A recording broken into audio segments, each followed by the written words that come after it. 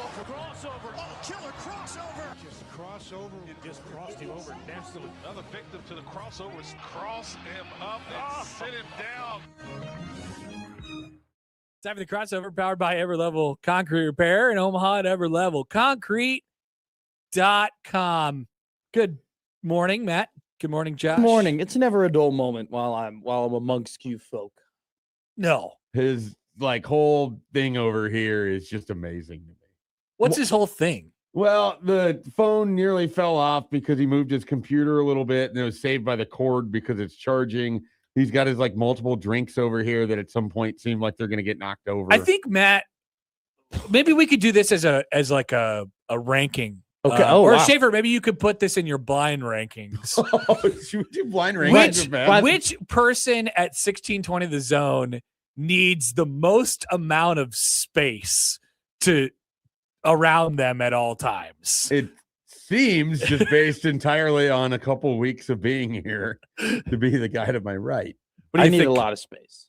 You got a lot of stuff. I like to throw my weight around. Yeah, you're kind of everywhere. Yeah. So recently, we solved the problems with the drinks when I was hosting in the morning. Okay. The last couple. You solved it? Let me get there. How many drinks do you have on average? A day or No, in not the morning? Not per day, but just around you at all times. At least two. I always have at least two That's things. way so for too most many. people, the over-under is 0.5. Yeah. For you, it's 1.5? I get sweaty when my hands are occupied. I can't have too many things. I hate carrying stuff. I'm totally fine with carrying stuff. I want to minimize as much as possible. I'm always carrying stuff. I always got something in my hand. The Carrying fact that I weight. have 2 cups, one for coffee and one for water now, That's wild. it stresses me out. Yeah.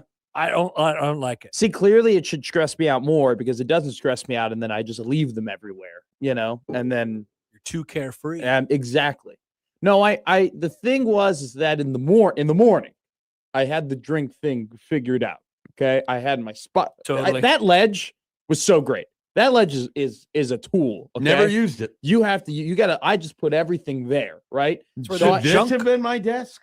Yeah, that essentially was my desk. That's where the okay? junk accumulates. So I just put everything there and I had the system down and I made sure when I left, I grabbed everything from there and then I threw out when I needed to throw out. But now that I'm in a new spot at a new time and I'm in new areas, now I'm actually using a desk every day. I can confirm. At the desk, he was working. I just don't have my routine and where I put everything down. And so I'm now more prone to leaving stuff everywhere, even more so than I was before. Because I definitely am the type of guy that I would lose my head if it wasn't attached to my body. I've always been that way. I've tried my best to stop it. You can change. I believe in you. I've been trying. You could change. What are some of the items We all you've could lost change. throughout your life? Oh, God. Too many to count. Totally lost. Never found. So many glasses. So many sunglasses. I have 2 pairs of... You seem like a 30 pairs of sunglasses guy. So I have 2 But pairs... also don't buy the cheap ones, so you're losing expensive sunglasses. Bang. Exactly. Read me like a book there. So I have 2 pairs of Ray-Bans. They're the exact same pair of sunglasses. They're both great.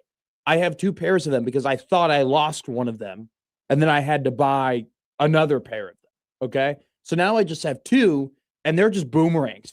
I'm always losing one, but finding the other. Okay. So it's just they're always around. So sweaters, the amount of hoodies that I've lost in my life is disgusting. How do you lose these? The amount of like large lockers, items. Lockers in high school. Does this not Wait, lockers? You lost lockers? I would lose the hoodies in lockers and But they would be in the stuff. locker. I would lose. If they're in the locker, but I they're would in the lose locker. my locker. I You didn't lost know. your combination. Well, I just forget which parcel I put it in. I would just be like, Did you not Did have they give you another one? I would Did have you to not have open one up all of the specific- lockers, and then In Chicago, did they not give you one specific locker that was yours? So there was the specific locker that was your school locker, and then there was the gym locker. Okay. And so I would lose. The gym locker was a free for all. It was a free for all. That makes sense. and Okay, and- I was imagining the school. And locker. I- same. And I was yeah, like, yeah. well, that is just the lack of order The- would drive me they had to have insane. special reparations for him because he was a bad locker guy. A little bit. I mean, it was ridiculous. It does seem like you'd be a tough locker partner to have. Did you have locker partners? No, I was good in a locker room. I was a good teammate. No, not that, but like, did you Like have actual locker, the locker. the high school locker? sharing did you the have locker. to share that? No, hell no. You had your own. We all had our own. Okay. Yeah. Did you have to share a locker? You had to share lockers? Oh, Wait, yeah. this was a thing? I'm trying to remember when that went away. At some point it did. It was probably around high school. Did you share a locker in middle school? Middle school, we had our own. High school was when you had to share it. Oh, really? Yeah. No, high school I didn't have to share it. Sharing lockers? I don't even think I had a locker at Central at all, point blank period. Really? I was too mobile. I could drive a car. Why would I need a locker if I could drive a car? Because you could what? keep your stuff in your locker when you're going from class to class. I only had like 3 classes a day. Just carry them in your backpack. What? I don't. It wasn't very demanding. I don't at know if senior you were year. allowed to like take your backpack from class to class in high school. We never were allowed Oh to take yeah, our we backpack. we could take our backpack. We never were allowed. I wasn't allowed to have my phone in my. You in my could bring your classes. backpack into school, but it couldn't go from class to class. I think. I remember taking my backpack everywhere. Well, different schools, different rules. Jacob Bigelow and our chat goes, everybody got lockers at Central, but almost nobody used them. Yeah, thank you, Jacob. That's wild. That's That's what I'm dude, saying. I would go back to my locker. I would get my schedule like during as the year began, and I would plot out, okay, when do I go back to my locker? To change out the book. Exactly.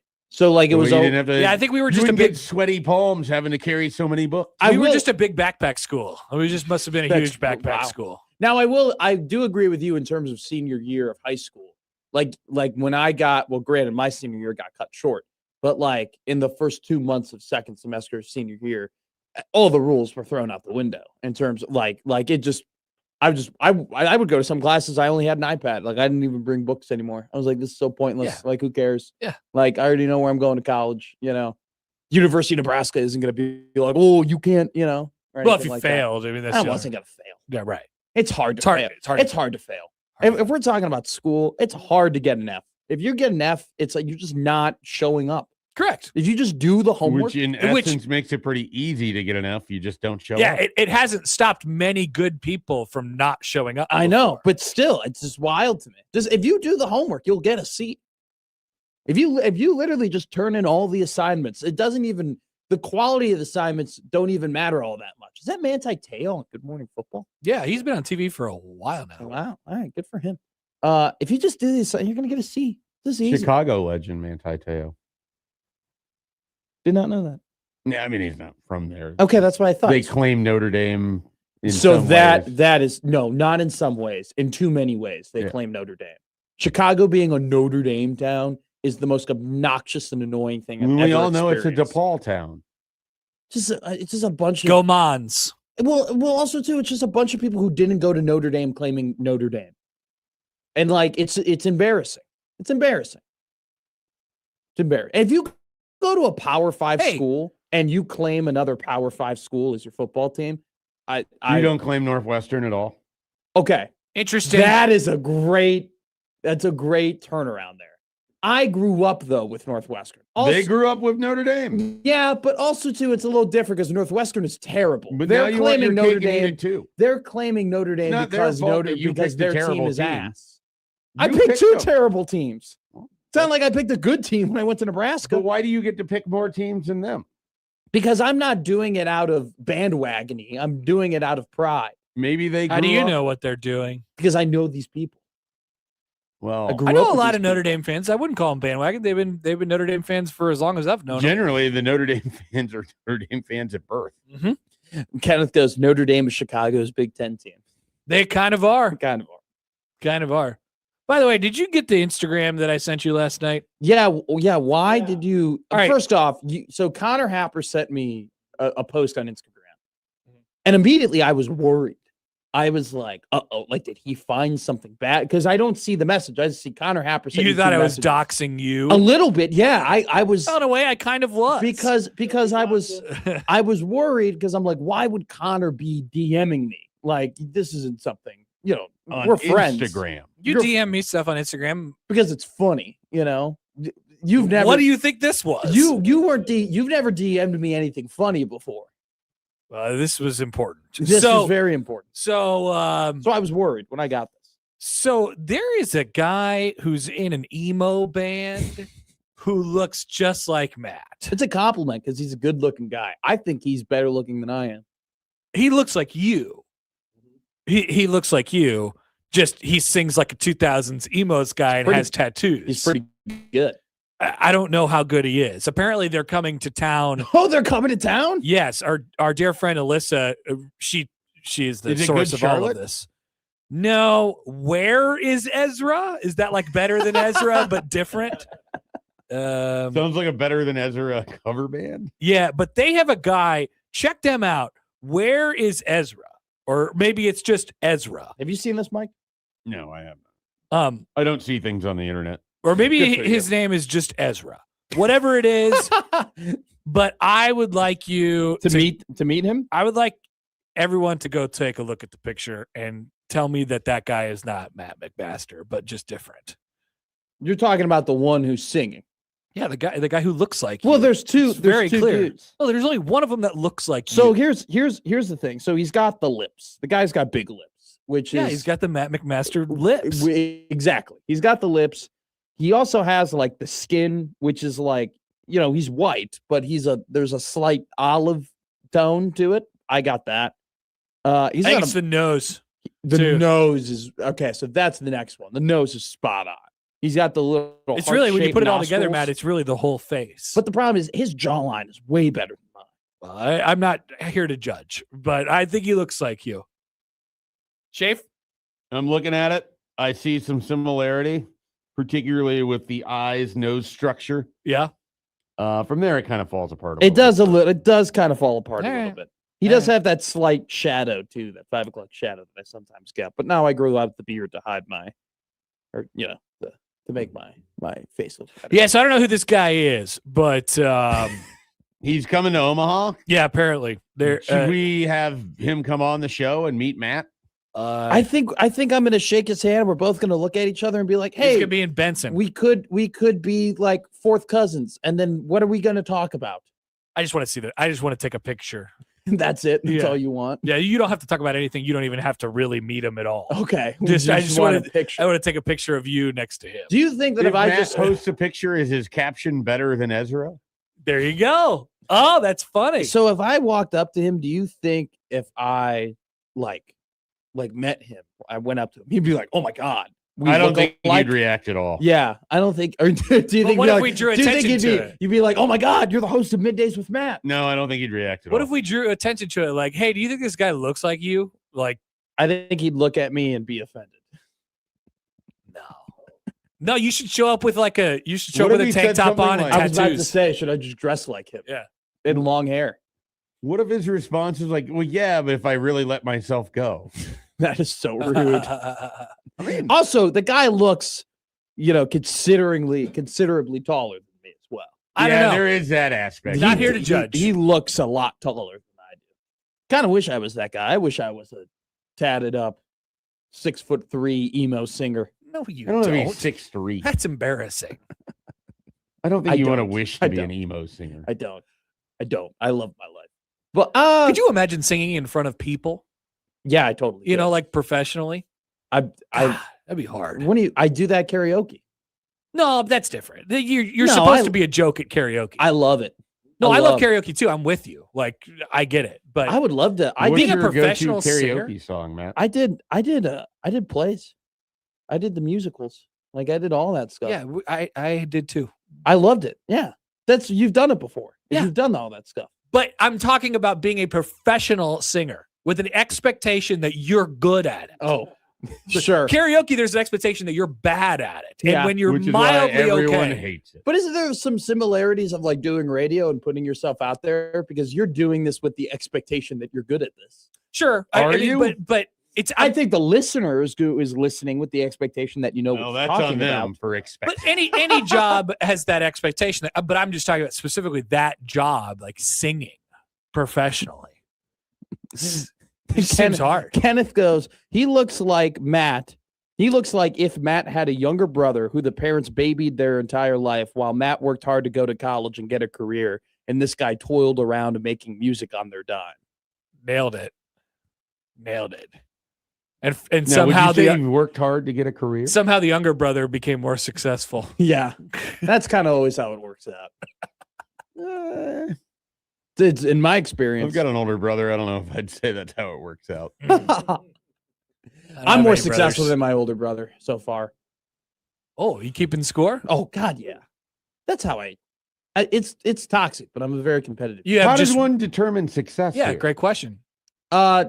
He doesn't really have a job, so I think I'm just kind of. Yeah, that's pretty much. It's kind of easy. Number one. Yeah. All right. Well, we're giving you the win there. Yeah. You're moving on to the next round. But he's got a wife, and she's great. Oh, interesting. And that is the twist I was not prepared for. And they have a house in Ohio. Do they have a beautiful child? A sweet baby girl. Okay. They're pretty Right, good. You're going back down. But here's the thing. You just gave up a 16-point lead. They are more successful than me, right?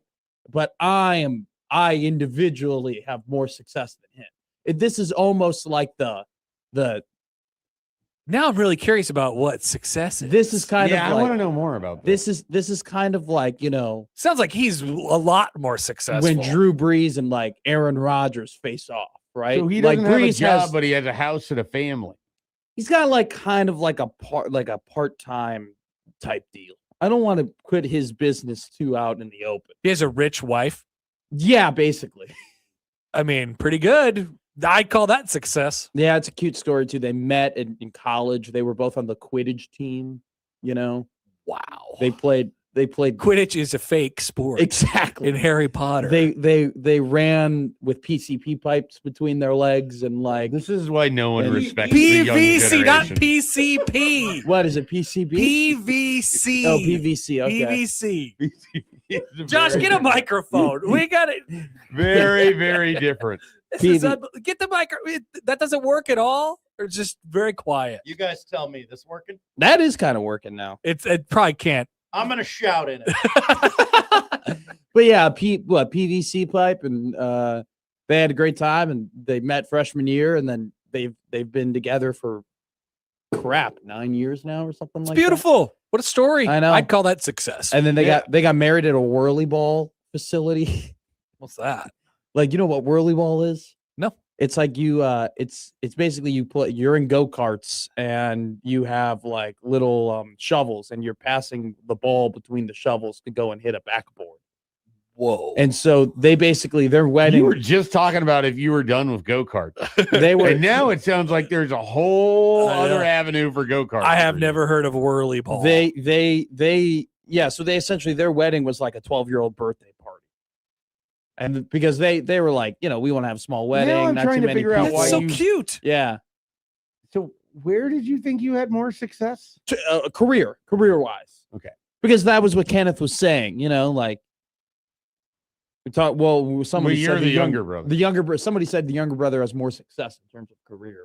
And you declared yourself the winner, but did not give us a complete picture. No, I'm declaring myself a winner within success within a career. I don't know if I'm declaring myself a winner in terms of quality of life.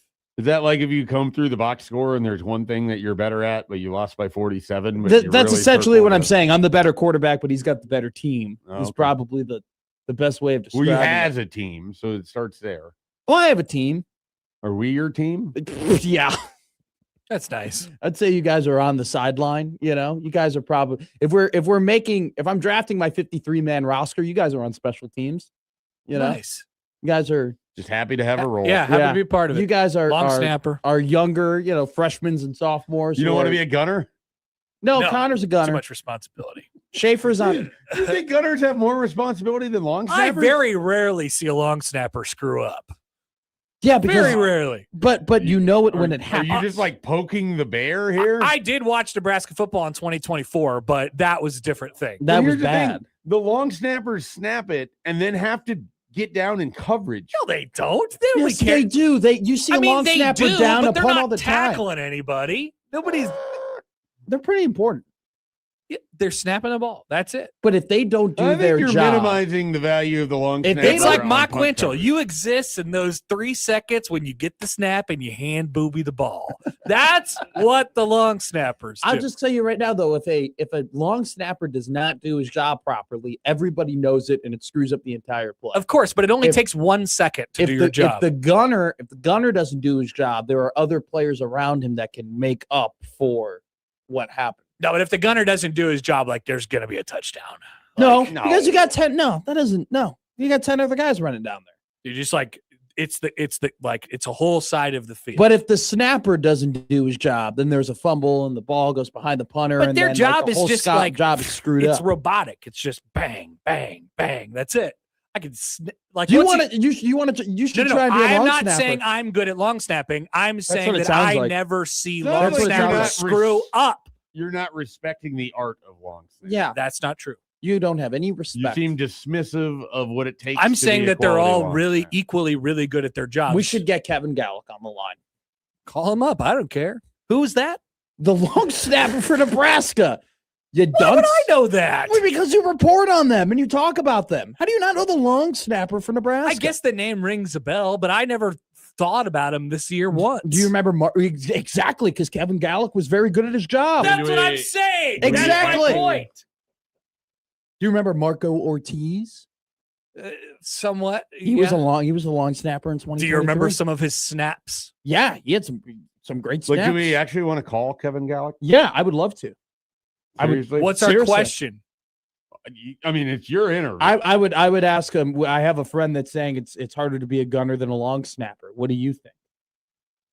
I can give the phone number to Josh. Is that what I'm saying? It's Can we harder to be- please call Kevin Gallick? It's harder to be a gunner than a long snapper. I'd say, what is the most difficult part of your job? I thought Schaefer had to go. I do have to go. Where do you have to go? I got meetings. This crossover's finally getting good. Hold it for tomorrow. We'll call Kevin Gallick tomorrow. I would love to have Kevin Gallick as a reoccurring This feels guest. like a thing. What if we just call Coming up, Kevin Gallick. once a week? We just call Kevin Gallick. That's the bit. He could be random guest Wednesday. Oh, that's tomorrow. There you go.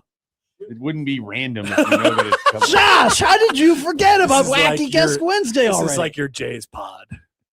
Mic 1 doesn't work in the zone studio. That's true. There are other priorities, including calling Kevin Gallick. I can't believe that Josh already forgot about Wacky Guest Wednesday. Oh, we'll get someone. It's the only established bit we have on the show. Don't That and the worry. bitching hour. He'll come through for you. He And then- always does. Have you seen the updated Dead to Us list? Nope. We added Alex Cora. I saw a graphic yesterday that said, "What should we do?" Yeah. And I was a bit confused by it. the point the topic was Schaefer. Gotta find You hobbies read for the that. sign. The crossover's powered by Everlevel Concrete or Paranormal at everlevelconcrete.com. Middays with Matt is coming up next.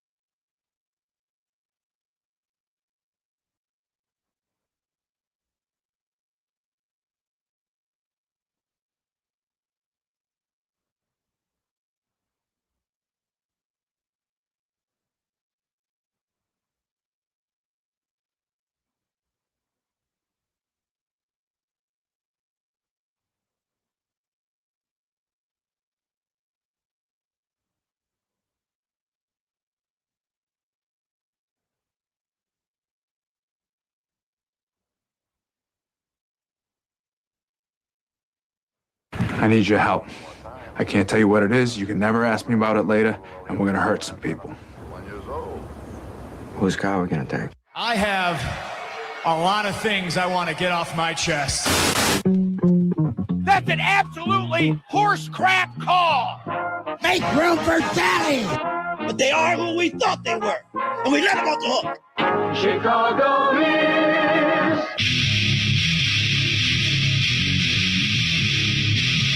This is Middays with Matt on 1620 The Zone.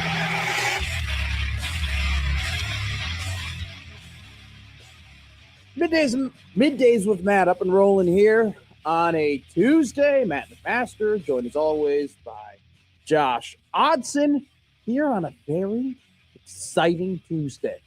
A college basketball Tuesday. Hoops. God, I love Tuesdays.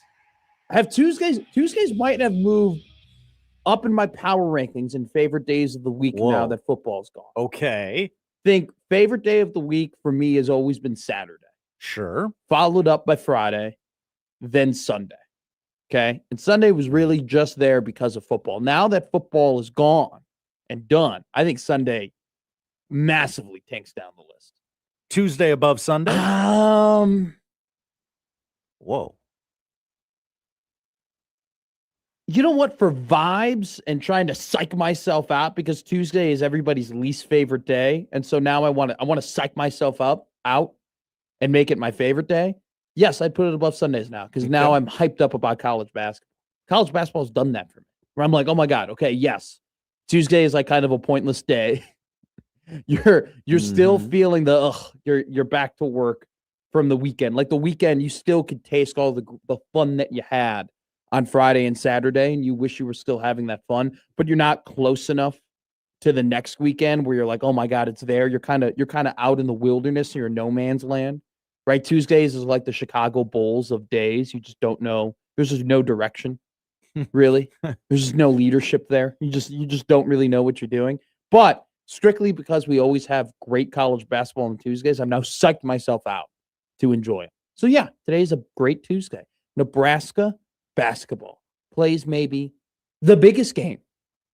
The biggest game. Some are calling it the biggest game in team history, in program history. Number 5, Nebraska. Wild sentence to say. Plays number 3, Michigan tonight. That game at 6 o'clock on Peacock. Because why wouldn't it be? Makes sense to me. Why wouldn't you put this behind a paywall? Why wouldn't you have one of the most important games in the Big Ten, probably the most important game in the Big Ten up to this point, just, not available for everybody to watch. So got to get those new subscribers. That's how you do it. They've lost everybody from the WWE. They got no more WWE subscribers on Peacock, so now you got to get all the Nebraska fans. What a pivot from Peacock. By the way, Royal Rumble on Saturday. No, we'll see how that goes. Probably not going to be the best time. Nebraska plays Michigan tonight. We're going to talk all about it. We're going to break it down. Should be a massive game. It's going to be an entertaining game. There's a lot of reason to think that Nebraska is going to lose this one and finally lose one. They've started and they've won their first 20 games of the season. Michigan, I can check right now. When I looked at it yesterday, Nebraska was a 10.5-point underdog, which, by the way, shout out us. Dog of the day hit yesterday. How about that? Hello. How about it? Got a little scary, by the way. Like, that game in Provo, okay, BYU, Arizona. Why was that a close game at the end? I do not know. That's the type of execution from Arizona that is going to lose them an NCAA tournament game, and they nearly didn't cover, which would have been so funny. I couldn't imagine being a better for Arizona and sweating that out. They only end up winning by 3, but still our dog of the day hit, so shout out to us. If we're looking right now at tonight's game, Michigan still 10.5-point favorite. So we'll talk about all that, what Nebraska has to look out for, what they have to do tonight, what you should expect from both sides. Great article today came out in The Athletic about Curt Cignetti. Essentially, The Athletic, their entire football staff, polled and talked to anonymous Power 5 and group of 6 coaches across the country and basically asked them what they think about Indiana, what's their secret sauce, what are they doing. I've pulled a lot of quotes from that article because there's a lot of answers to be found as to why, a lot of people are asking, why can't we do what Indiana is doing? And then people are asking, how is Indiana doing that? To get kind of the insights from professional, top level coaches who are doing it at a very high level as to what is their secret sauce was an awesome read. And then, of course, as always, we'll relate it back to what Nebraska isn't doing and what Indiana is doing and how they're executing compared to Nebraska football. We also have coordinator hires going all across football in the NFL, in college. Arthur Smith's going to Ohio State. The Cowboys hired a new DC that you should know his name, so we'll talk about that. Also, too, talking about coordinators and interviews, we had a report that somebody bombed an interview in the NFL. Oh, I love those stories. You hate that it's happened, okay? You hate that it happens, and you hate that, you don't want people to fail like that. At the same time, it's some of the most intriguing stories that you could get in the NFL when professionals who, are just very good at X's and O's, but then they're expected to, all right, show us your personality, and they have to learn the hard way in terms of, all right, this is what is expected to get a head coaching job. And so we'll talk about that. And why I think it answers a question as to why the Steelers did what they did. Because I think, to me, there was a pretty, not obvious hire, but hey, I expect the Steelers could go down this road. We found out why they didn't. The Big Ten and the Big East had their coaching job polls today. Kind of figured out what coaches are across the leagues think are the best and worst jobs. We'll tell you where Creighton ranks. We'll tell you where Nebraska ranks. Darian Mensah settled with Duke today. Quarterback who signed a contract with Duke, entered the transfer portal. Duke said, hell no, brother. Can't do that. You signed a contract. What do you mean you're entering the portal? And now they've settled, and now Darian Mensah can go wherever he wants to, which actually, I think on the surface, a lot of people are like, oh, okay, they just settled. Who cares? It actually is a pretty big precedent setter because we've seen in the past with Damon Williams entering the portal that Washington just slapped that. It was like, hell no, this ain't happening. You can't do that. And Damon Williams will be back in Washington. Darian Mensah, this time, though, he will be able to go anywhere he wants. The rumors are that he's going to go to Miami, which it's funny. We're in an era of you could pay players now, and what used to be considered cheating is no longer cheating, and yet a lot of the teams down south are still cheating. They're still doing things that aren't allowed to happen, and they're the ones getting caught. Pete Golding is going to get reported. The NCAA is looking into it after Dabo Swinney went off his interview basically exposing Ole Miss for tampering with their players. So we'll see what happens with Ole Miss, which it would be sad, but a little funny in a way if Ole Miss, out of everything that they've been through over the last couple of months in terms of the Lane Kiffin saga, and then nearly making the national championship game, is the first team to get caught in the cookie jar in terms of tampering when clearly everybody else is doing it. We're also going to check in on our friend Emmett Johnson. It's mock draft season, baby. Okay? As somebody who rooted for a bad team and rooted for a bad franchise their entire life, there's nothing better than mock draft season. Where's Emmett going? What does it mean for Nebraska? Should be a fun little conversation. Two fun conversations we're going to have today are with Michael Severe at 11:30 and Tim Verghese at 12:30. They are a part of today's lineup, which is powered by the rooferees at John Higgins Weather Guard. Also, if you want to get into the conversation of anything that we're talking about, covering a ton of topics today, including Creighton basketball taking on Marquette. By the way, when elected president, or when elected vice president with John Bishop, we are officially banning 8 p.m. tip-offs. Absolutely disgusting that tonight's game between Creighton and Marquette is being played in the central time zone and is at 8:30. Tip-off at 8:30. Disgusting. Hate it. We'll talk about that as well. You'll see that often. If you want to join in the conversation, 402-951-1620. That's the Prairie Flower Casino hotline. If you also want to email us in the Equitable Bank inbox, Equitable Bank, they take banking personally. Matt at 1620 The Zone, Josh O at 1620 The Zone. Oh, you can also text us at 402-951-1620. We'll be reading your text throughout the show. You can tweet at us, Matt McMedia on X, formerly known as the artist Twitter. So should be a good one tonight. We'll lead off. We're gonna put our best bat up first today. We're gonna talk about Nebraska versus Michigan. This is a game of epic proportions that people have been waiting, frankly, weeks for, and it is going to, I think, live up to the expectation. I'm not gambling on this game because I don't enjoy gambling on Nebraska or just things that I have a vested interest in.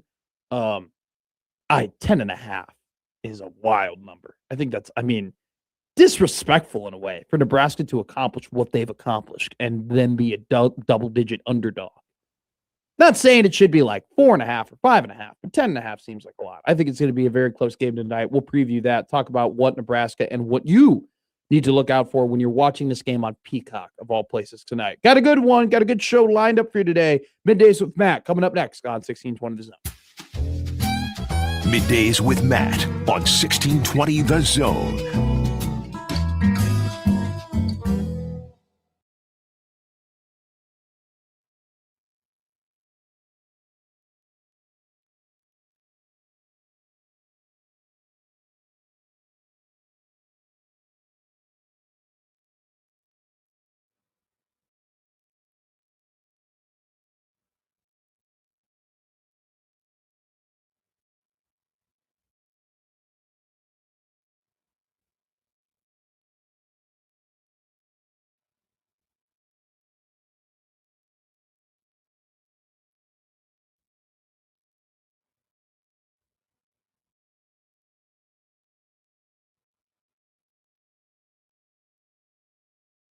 Howdy, Greg Wagner joining you from the Nebraska Game and Parks Commission, and time now for another Nebraska Outdoor Update.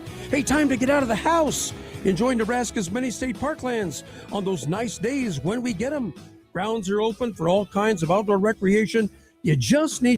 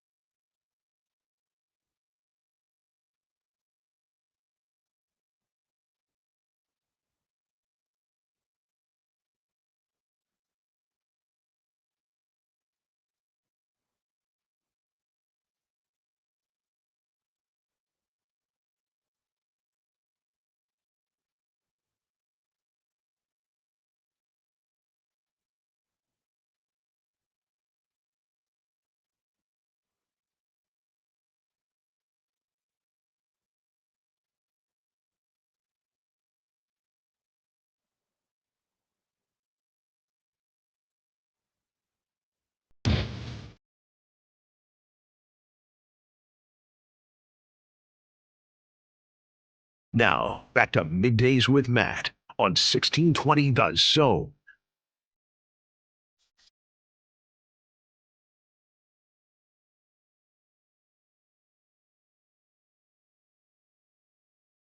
Middays with Matt on 1620 The Zone. You made it. That was close. Welcome back. We're here. Don't have to get TMI.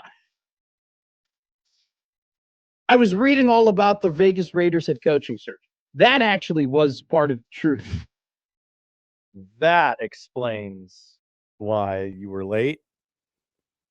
Well, you want to talk Nebrasketball or you want to talk Raiders? Come on. They are we're getting down to the nitty gritty of like why you need to have a good general manager in the NFL, because nobody wants the jobs that are currently available in the NFL. The Cardinals cannot get anybody to take that job. The Browns cannot get anybody to take their job.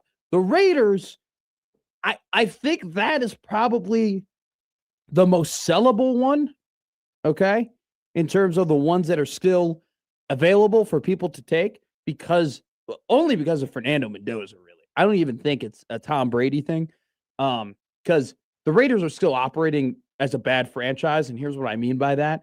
You have the franchises that like overcorrect course way too much, right? They go from defensive head coach, offensive head coach to experienced guy to non-experienced guy. Like the Raiders had a plan last year of like, all right, we're going to go in and we're going to turn this around quick. Like we're going to go and get Pete Carroll, and we're going to upgrade at the quarterback position. We're going to have a better head coach and a better quarterback than we've had in the last couple of years.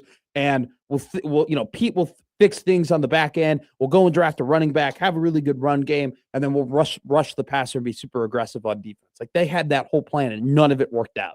So they go, all right, the old guy and the old quarterback didn't work. We're going to overcorrect greatly and get a sexy young offensive coordinator, head coach.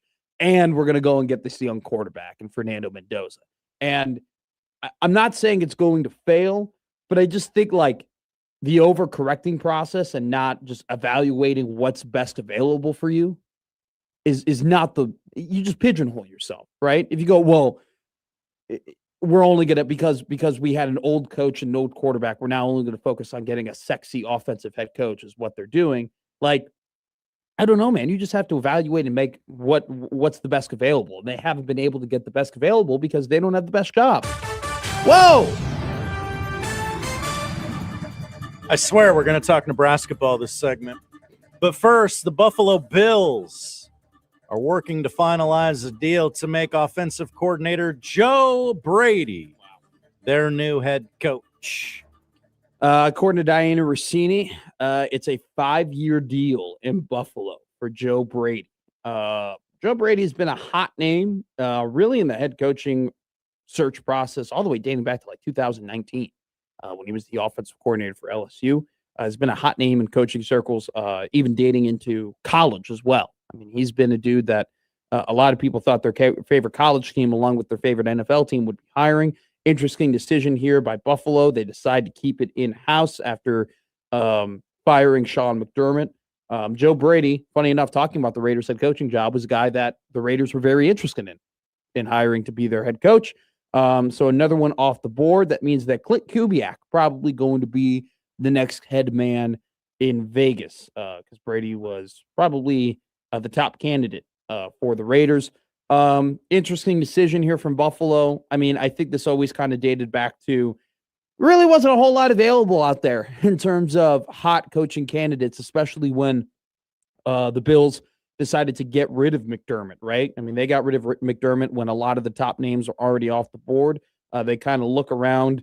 They looked everywhere, honestly. I mean, they even interviewed a Phillip Rivers, who doesn't have any sort of NFL coaching experience. But they decide to keep it in-house. Still got to date back to the interesting comments from owner Terry Pagula, right? Who, when talking about Brandon Beane and his decision to go ahead and draft Keon Coleman, what did he say? Oh, that wasn't Brandon's idea to draft Keon Coleman. That was the coaching staff's idea to draft Keon Coleman. Well, Joe Brady, firmly a part of that coaching staff, now the head coach of Buffalo. I don't know what really changes, right? I mean, Josh Allen has been running Joe Brady's offense for the last, I think, 2 years now. So this is Still got to get pieces around him. Yeah, is this a needle mover at all? Does this really change anything for Buffalo? I don't think so. It's a part of the same coaching staff. It's part of the same tree. Just, the offensive coordinator just has a bigger voice now. So clearly, I think that the decision to get rid of Sean McDermott had more so to do with him being on the wrong side of Terry Pagula. Clearly, Pagula valued Brandon Beane more than he valued McDermott. They wanted to make a change. It seems like just to make a change. Once again, though, with Buffalo, when the decision to fire Sean McDermott, came through, it's not as if they had a ton of options to really change things up. And clearly, I think that you can make the argument that Brady was the best head coaching candidate on the board. So while they probably take the best available, I don't know how much of a needle mover or a difference maker this really is for the Buffalo Bills. So Joe Brady, new head man for Josh Allen. All right. Let's do it. Let's talk about Nebraska basketball, man. 20-0. Shout out, not a friend of the program. We haven't talked to him. I haven't spoken to him. But he definitely is in and around a lot of people I know, and I follow him on Twitter, and I've watched his content before. Ben Stevens, also known as Big Ten Ben, had a great tweet, and I think it perfectly describes why this is such a big game for Nebraska basketball. This is the first ever top 5 game in Nebraska basketball history. This is the first ever game that Nebraska basketball is as a top 5 team playing another top 5 team.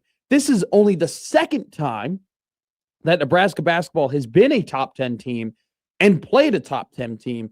The only other time came in 1966. This is the first time in 60 years that Nebraska basketball is a top 10 team playing a top 10 team. A lot of people who are watching today's game weren't even alive to see that occur. This is the 12th time that Nebraska is a top 25 team playing another top 25 team. Fun fact, Nebraska had only played 9 of those games, nine types of those games heading into this season. So this is their 3rd time this season as a top 25 team playing another top 25 team. So the stakes of this game have never been higher for Nebraska. If they end up winning this game on the road, it's hard to put them anywhere other than number 1 or number 2. I think that you could firmly put Arizona number 1. They picked up their 9th quad 1 win of the season yesterday when they went on the road and beat BYU. That game, while it was a very close 3-point game at the end, they dominated for most of it. So Nebraska on the road, 10.5 point underdog for this one against Michigan. So I think, Nebraska's most challenging games this year obviously have been against Michigan State and Illinois. And what did Michigan State have and what did Illinois have? They both had very similar things. You had Merkovich for Illinois and Ivasic, Vonimir Ivasic, or Tomislav Ivasic. There's Vonimir. He comes off the bench. But they had Tomislav Ivasic and Merkovich on Illinois. Both those guys, 7'1" and 6'10", respectfully. Their next most challenging game was against Michigan State, right? You had Kohler, he was 6'10". You have Cooper, he was 6'11". 2 big guys in the paint. Tonight is no different. And honestly, you're adding a third, tower to the equation here. You're going to play Yaxel Lindenborg. The guy's a stud. It's funny when, let's bring this back to football, right? When we talk about Jeremiah Smith, what do we say? Yeah, guys, that's an NFL player playing in college, right? Jeremiah Smith, he's already a pro product. He already could be playing on Sundays.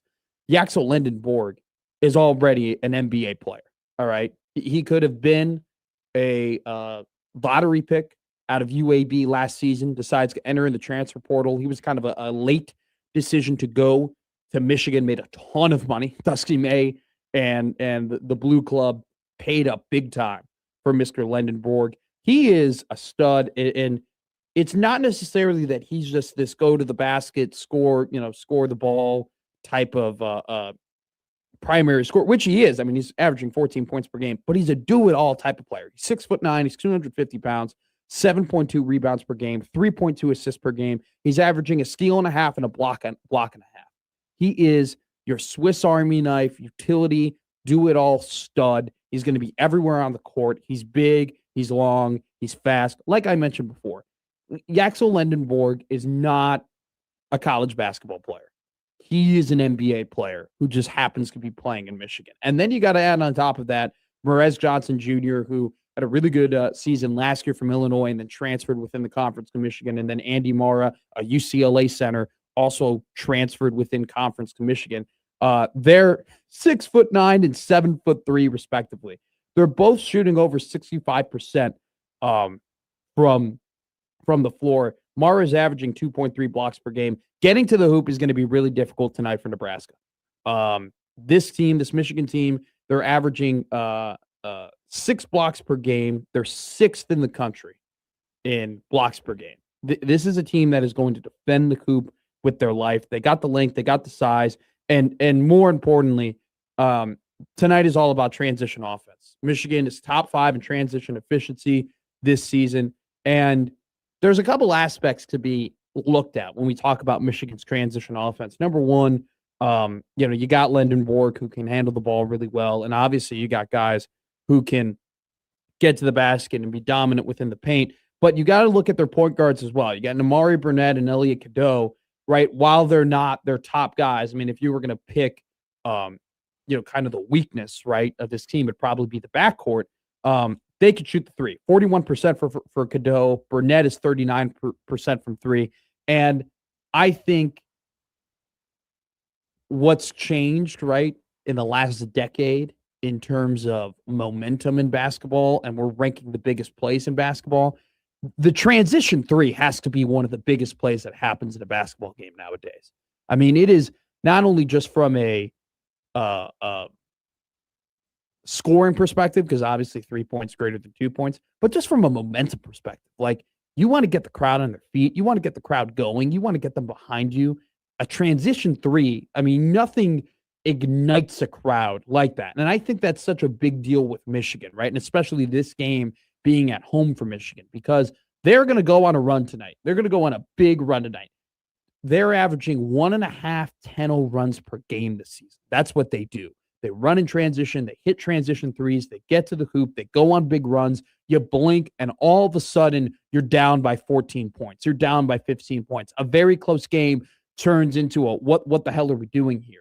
And on top of that, because this game is at home, they go on a 10-0 run, and it means just that much more because the crowd then just erupts. And I can't believe, like, more than anything, I believe in momentum when it comes into sports. And I don't understand how some people can be in sports and watch sports and say momentum doesn't exist. Momentum 1,000,000% exists from a short-term perspective and a long-term perspective as well. And so Michigan's ability to get moving in transition, to score in transition, to go on those kill shot runs, and then for them to be at home, all that does is create the momentum. The one thing, though, that I think Nebraska has an advantage in is the fact that they've faced adversity like that so many times this season, where I just feel like the number one trait of this Nebraska basketball team has been their ability to just take punches and keep going. Their ability to take the best shot from other teams that they play and not let that scare them and not let them affect them. Minnesota made 9 threes in the first half.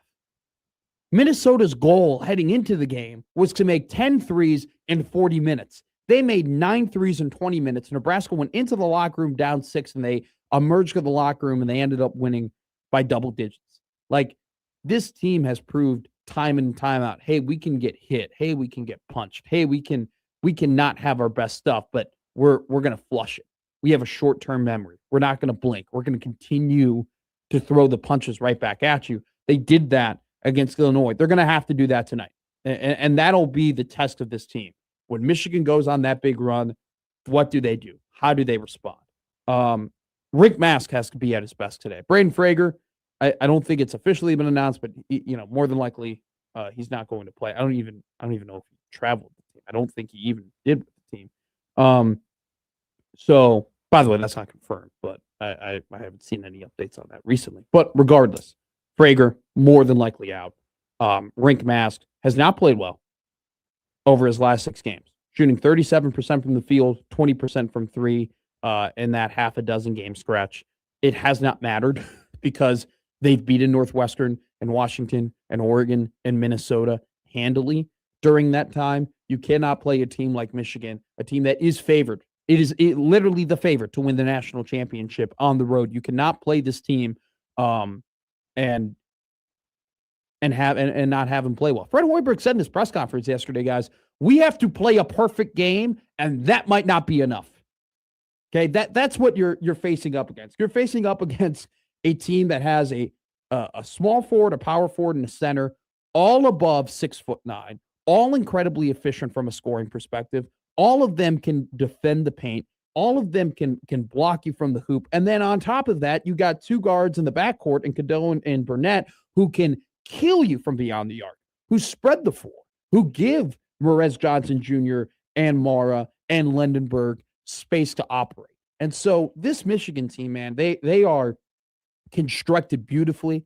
They're talented, they're well built, and they're well coached. And Dusty May, there's the poll today that was released, what are the best jobs in the Big Ten. Michigan was ranked number 1 in that poll in terms of that job being great.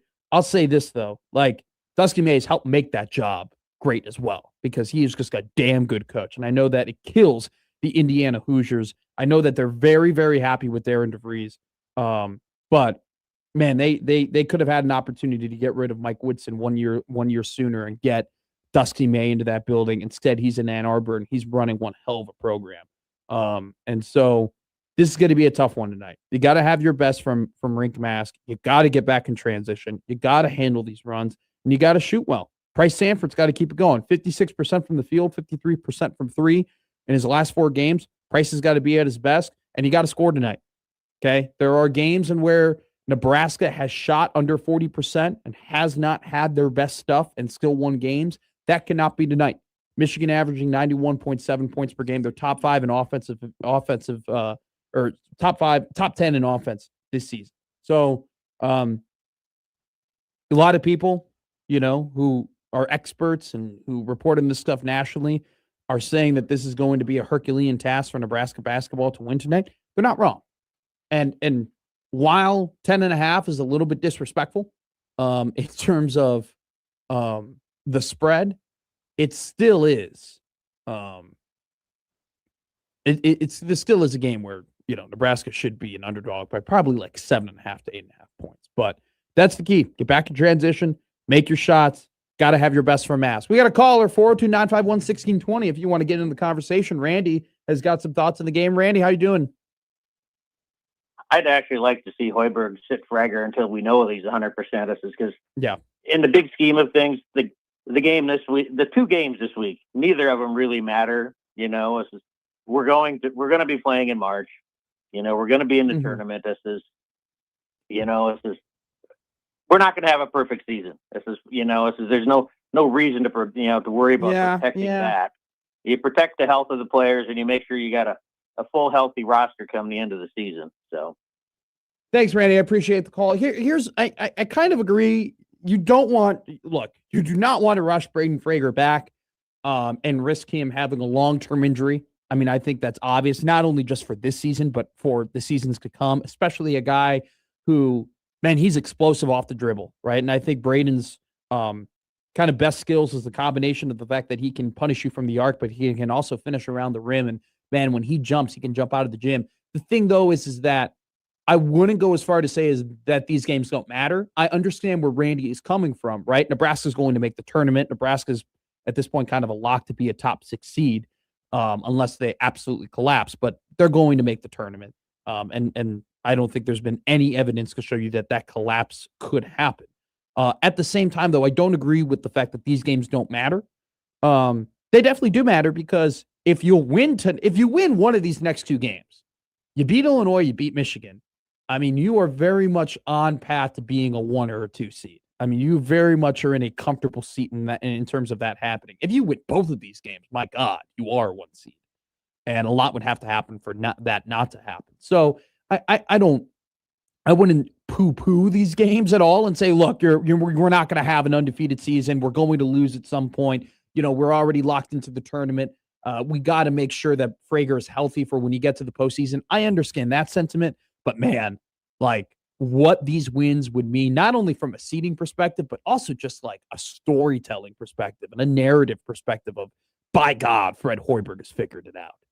But, the fact that Nebraska would be winning these games on these stage is unprecedented, because this game itself is unprecedented. Like I told you, Nebraska basketball in their long history of just being a basketball program, has never had a game before tonight where they were a top 5 team playing a top 5 team.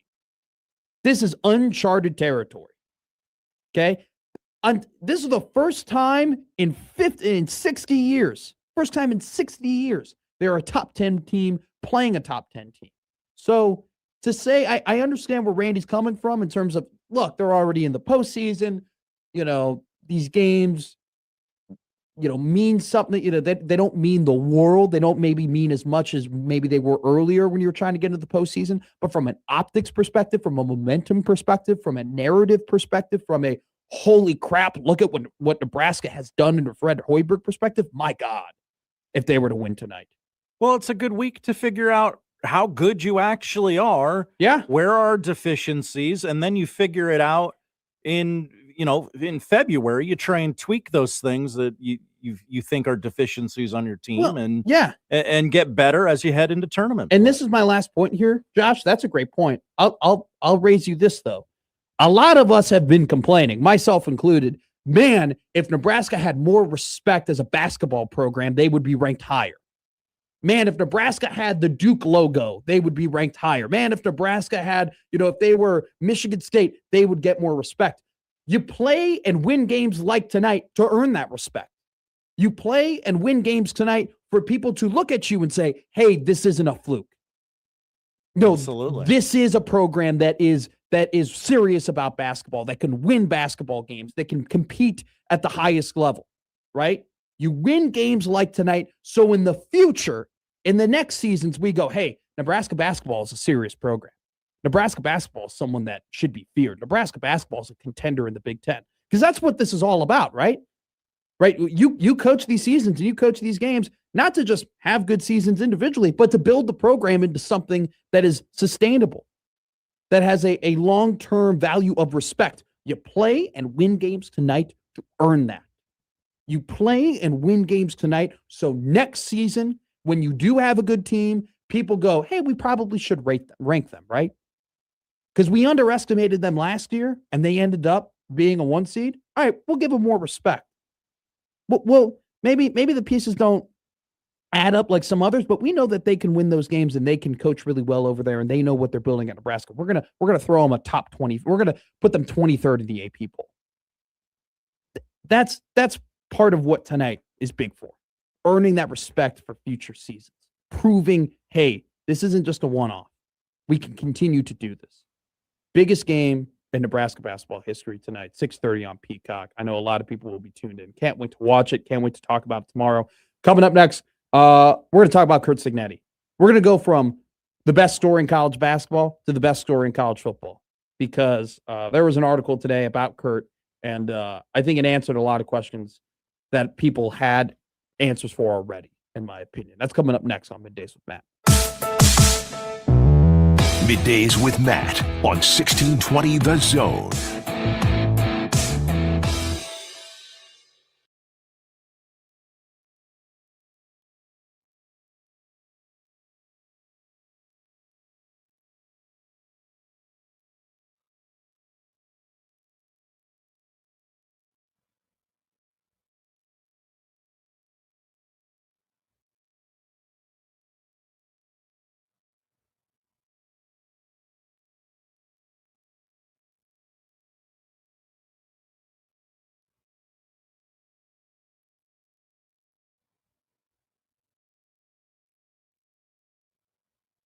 When the deals drop at Kohl's, you feel it. You see up to 50% off end-of-season must-haves, plus up to 85% off clearance favorites. And suddenly, your whole world narrows to one thought. Must shop now. Your to-do list gone. Your dinner plans forgotten. It's just you and your cart gliding through the store. Yeah, Kohl's deals will do that to a person. Save in-store and online now. Select styles. Some exclusions apply. See store or Kohls.com for details.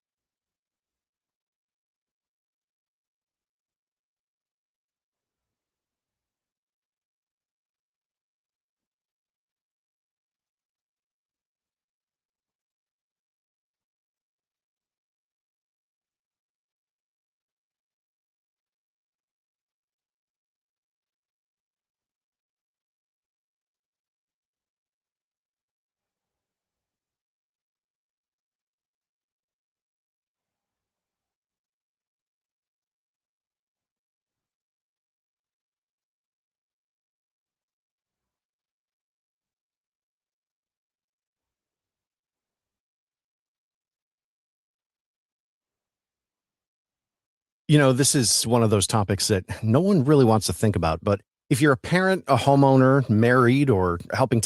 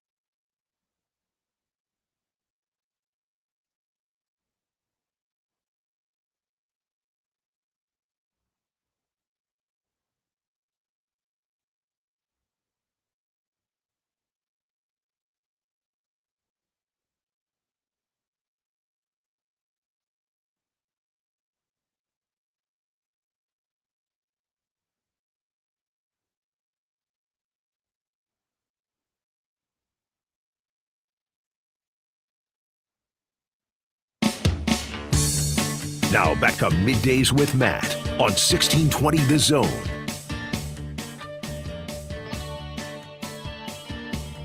It's 11 a.m. It's the bitching hour where we get to bitch, moan, and complain at a higher rate than we will allow it in the 12 o'clock or the 1 o'clock hour. I have two complaints today. First off, I've now reached the age where I can now injure myself in bed. Oh, yeah. While sleeping. Let's go. Welcome to it. Dude, I pinched a nerve in my left shoulder or something. I don't know. I woke up and I'm like, why is this? I didn't do anything. I didn't do any physical activity. I didn't play any sports. I was sleeping and I woke up and I had this shooting pain in my left shoulder and it won't go away. Josh Otson, is this how people live? Yeah, this is the next 40, 50 years of your life, my friend. My back hurts today, too.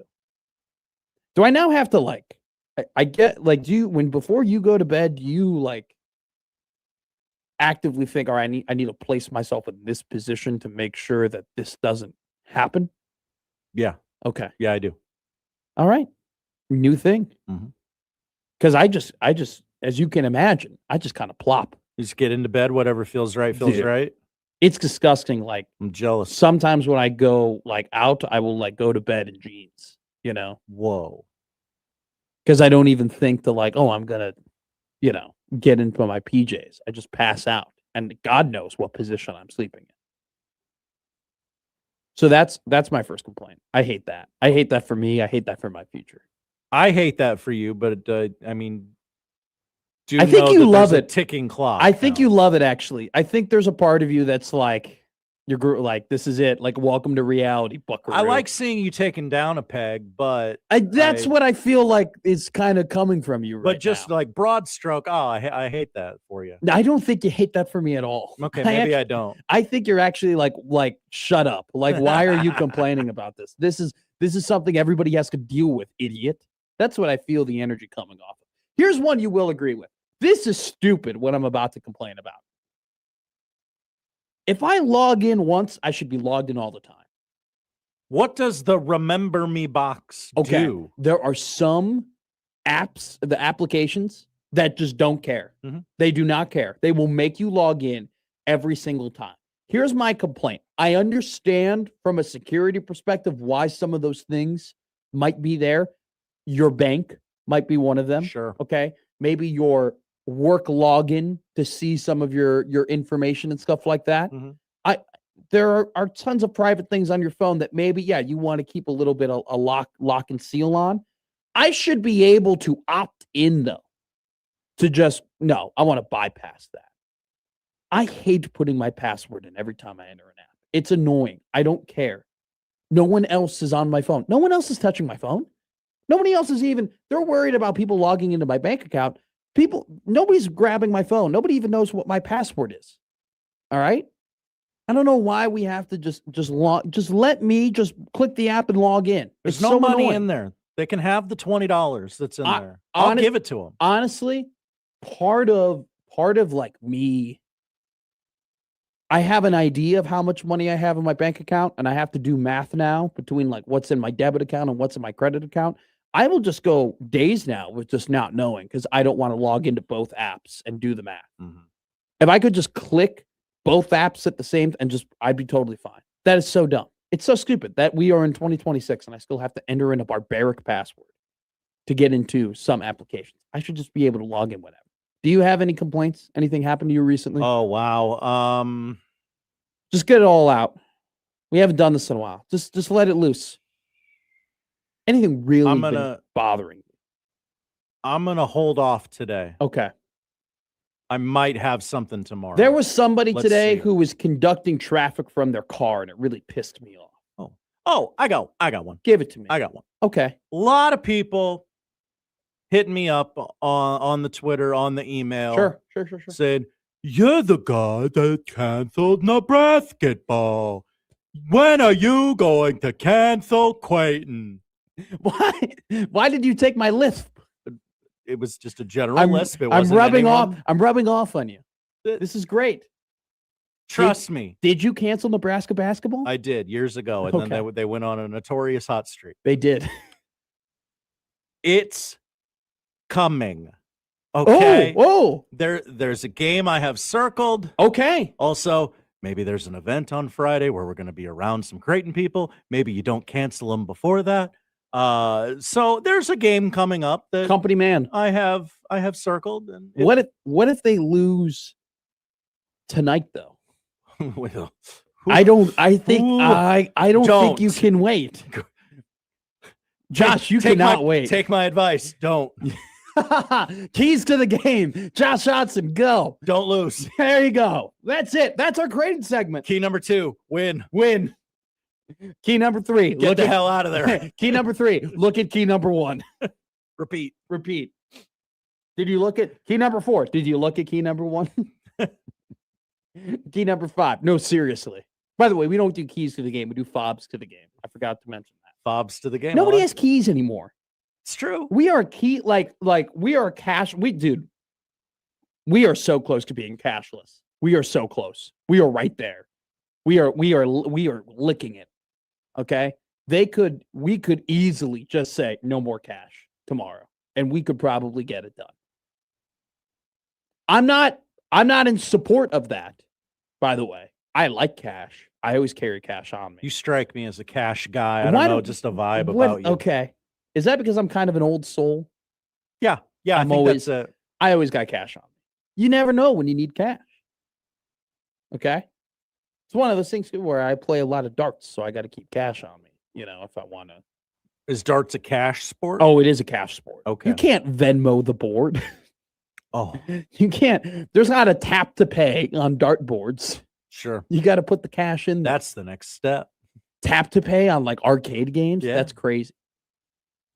I had a great take over the weekend, where the casinos are just adult Dave and Buster's, but I can make more money at a casino than I walk into as opposed to a Dave and Buster's.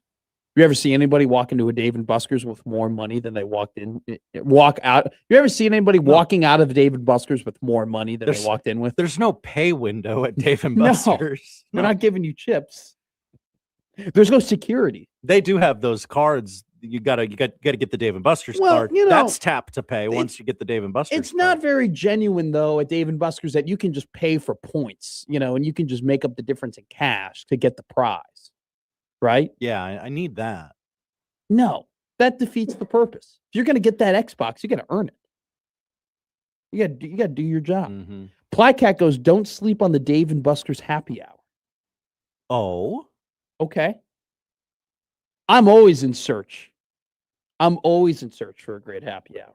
For the 402 writes in. Hi, 402. A cashless society is a doomed society. Oh, no. Here we go. Here we go. Okay. Stick. Yeah, here we go. John goes ahead. If you want to see what's happening in a certain city. Oh, no. There you go. I'm not in support. I'm a cash guy. Everybody knows I'm a cash guy. Everybody knows. I'm a cash guy. McCash. McBills. I like cash. But I'm saying that just from I'm not saying from any political stance. I'm just saying from functionality. From an efficiency standpoint. We already operate without cash so much. I'm not trying. I didn't know me being a cash guy would entail that. The 402 writes in. Hi, 402. If you win an Xbox at Dave & Buster's, you just spent $1,500. Exactly. See? You spend $1,500 at the casino, you might walk out with 400 of them. I can spend a third of that at Target. You could. And get an Xbox. Is Xbox 360, are they like Game Boys now where they're way too expensive because they're retro? I have no idea. Okay. Fair enough. We're going to save our Kurt Signetti article, actually, for after our interview with Michael Severe. Sigs. We do have an update on our favorite professional college basketball player. Oh, yeah? Do you know who our favorite professional college basketball player is? His name isn't Rink Masks, by the way. It's not. Rink Masks, by the way, it's funny when we used to make fun of guys for being in college for way too long and stuff like that. And oh my God, he's got a wife and he's got kids and he should be an insurance Stephen agent. Ashworth, yeah. Ryan Kalkbrenner. There you go. Yeah. Rink Mask has been in college basketball for 7 years. A lot of people go to college for 7 years. They're called doctors. Hey, Josh Hodgson. You did it. I've seen Tommy Boy, Okay. a Connor Happer classic. It by is. The way. We do have a very funny, there are just some stories that in college. So before NIL, we had all of the stories that may or may not be true that were really funny, right? About the money under the table and, the McDonald's bags and buying mom's houses and stuff like this. Yeah, Tennessee football, and Shaq at LSU. And his dad just happened to get a job in Tuscaloosa. I wonder how, all of that stuff. But that was all we all knew it, but we couldn't say anything about it. But there are so many great funny stories. This Charles Bediako story that's happening in Alabama right now is just one of those funny college basketball stories come true. So this is true.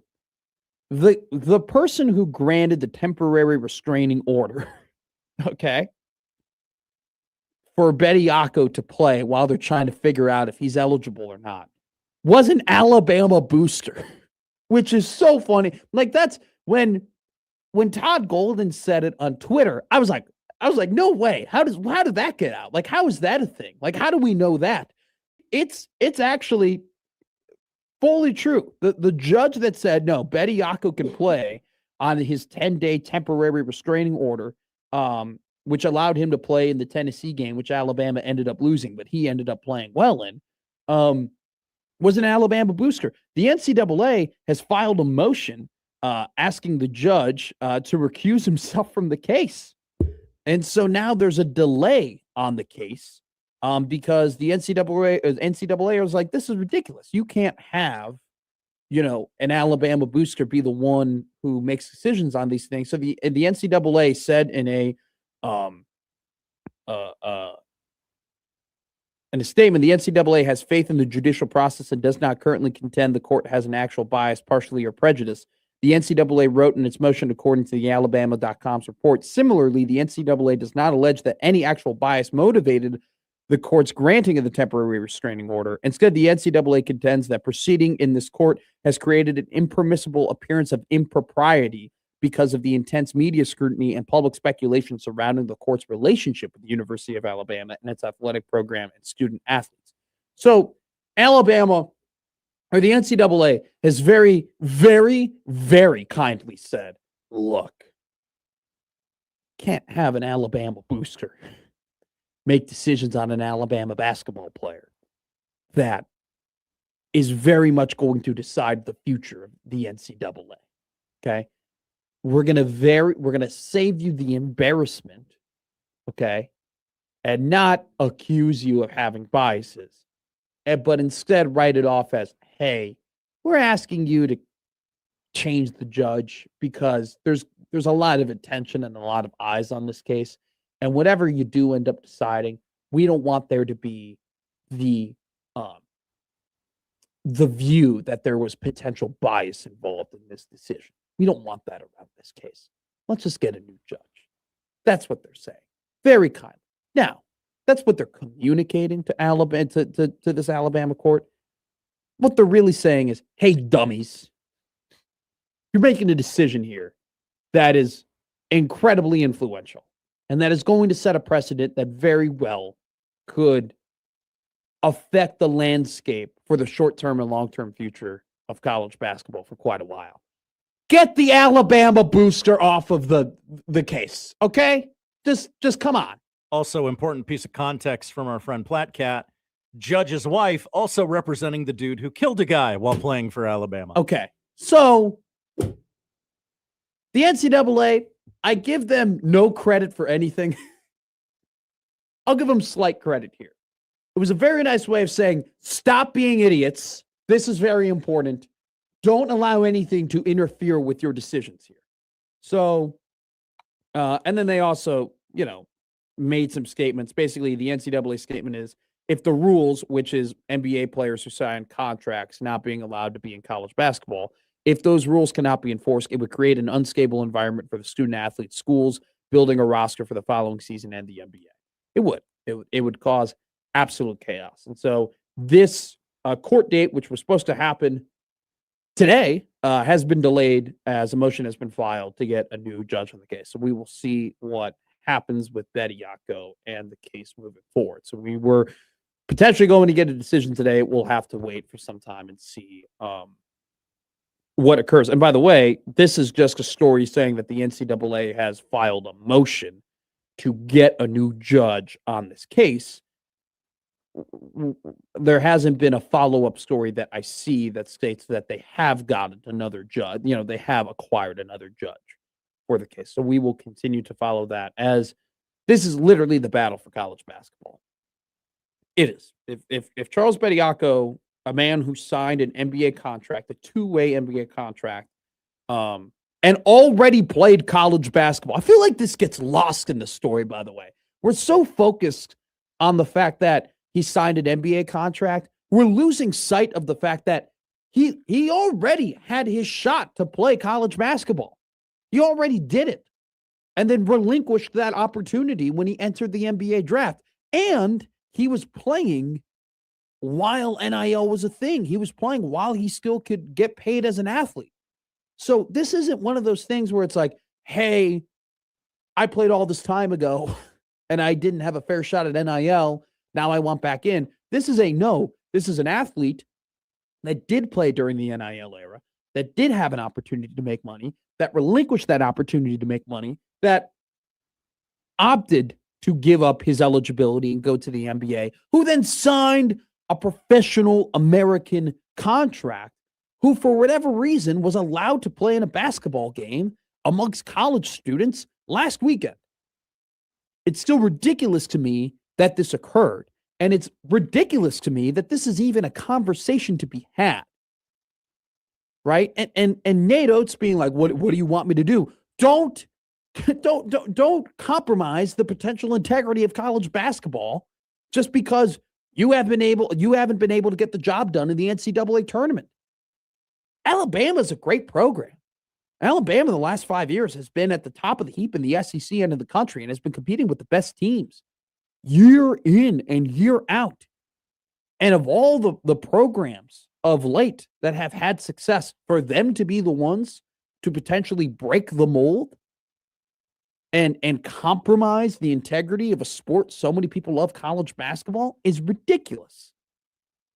And obviously, shame on Nate Oates and shame on the Alabama athletic program for even allowing this to occur, for even allowing this to get to the point where we have to make a ruling on such a ridiculous case. This is a ridiculous case. It's ridiculous we're even having a conversation of a guy who already played in the NIL era, who already relinquished his eligibility, who already signed a contract. The fact we're having this conversation, what are we doing? It was NIL was pitched to me and described to me as, hey, this is fair. These athletes put in a lot of time. They put in a lot of effort. They make a lot of money for a lot of people. They should be compensated. They should be given money. They make money for the athletic departments. They make money for the TV companies. They make money for the coaches. They make money for so many people. It's unfair that the product that is college sports is being created by them and they get no monetary value out of it. Okay? That's what it was pitched to me as. And I raised my hand and I said, absolutely, hell yes, we have to pay them. I did not sign up for NIL being a tool to turn college sports with student athletes into minor league sports. I did not sign up for that. Nobody signed up for that. Nobody agreed to that. Nobody said, that's what I want. We said, do you know what would be fair? The people making the product who are making a bunch of other people money, it'd be fair if they got a slice of the pie. But nobody said, oh, I want minor league basketball and minor league football. And nobody said that. Nobody wanted this. Not even the coaches want this. And the fact that we have now gotten to this path, to this crossroads, is ridiculous. And then it's even now funnier that the NCAA has to go, hey guys, maybe don't have a person with a financially vested interest in the athletic department who's a judge make a decision that is going to affect all of college basketball. Are you kidding me? I mean, where are the adults in the room? Seriously. And I know it might be funny for a 23-year-old to say that, but it's ridiculous that people who should know better are causing college sports to go into disarray. So I hope for everybody's sake, we do the right thing here for once in college sports. Do the right thing, and we make the decision that stabilizes the integrity of college athletics. The fact, though, that we don't even know if that's going to happen is just college athletics in a nutshell at this point. We'll continue to talk about this conversation with the guy who is very well read in all of it and one of the best one of the best interviews in the Metro. Michael Severe coming up next here on Middays with Matt.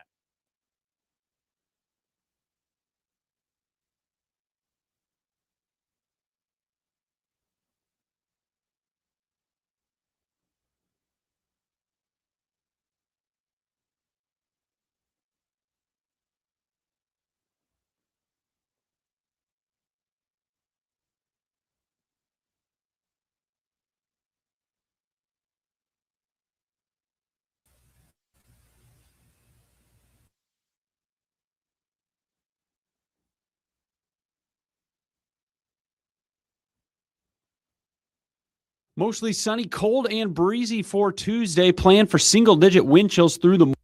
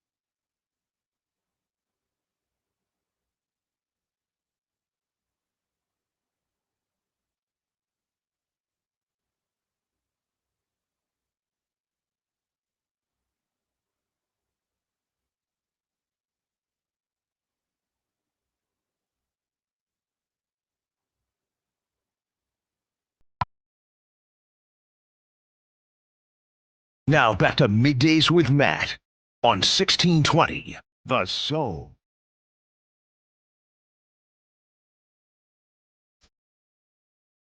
Tuesday here on Middays with Matt, which means we have a star-studded lineup today. Leading off for us, as always, at 11:30, Mr.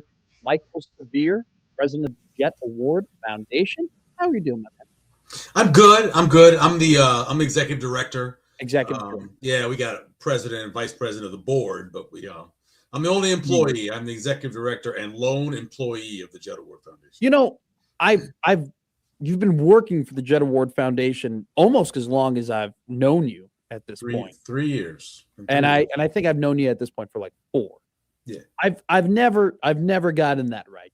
I've always gotten your title incorrect. And maybe it is incredibly unprofessional, but it also is the fact that, well, you're my friend. I'm not your friend. We've established that very, very greatly. Here. We're long-term acquaintances. You are my friend. We're acquaintances. Yeah. No, I mean, No, to you, we're long-term acquaintances. Yeah, we're long-term acquaintances. Yeah, you are. I think it's more of a wannabe mentor to not wanting to be mentee relationship. Whoa. I want to be mentored by you. I've always taken your mentorship and your suggestions. I am literally a part of. I have to update my Twitter bio, but for the longest time, I literally had on my Twitter bio part of the Michael Severe coaching tree. No, you didn't. Yes, I did. I swear to God, I had it on. You've doxed me on air before. Again, I don't know what this dox thing is. It was an accident. You were calling me when I was on the regular spot where I'm on your station every single Monday at 4:50. You were calling me during that time. And so I was like, what is happening right now? But I was calling you during that time to ask you if you wanted to come on this time. Yeah, that's interesting. Yes.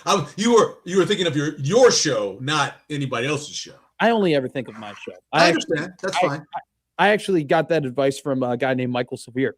I wish he was my mentor. I see. Yep, that's so true. Let's talk about, because you text me during the show, which is fun. And we did a Heisman Trophy segment.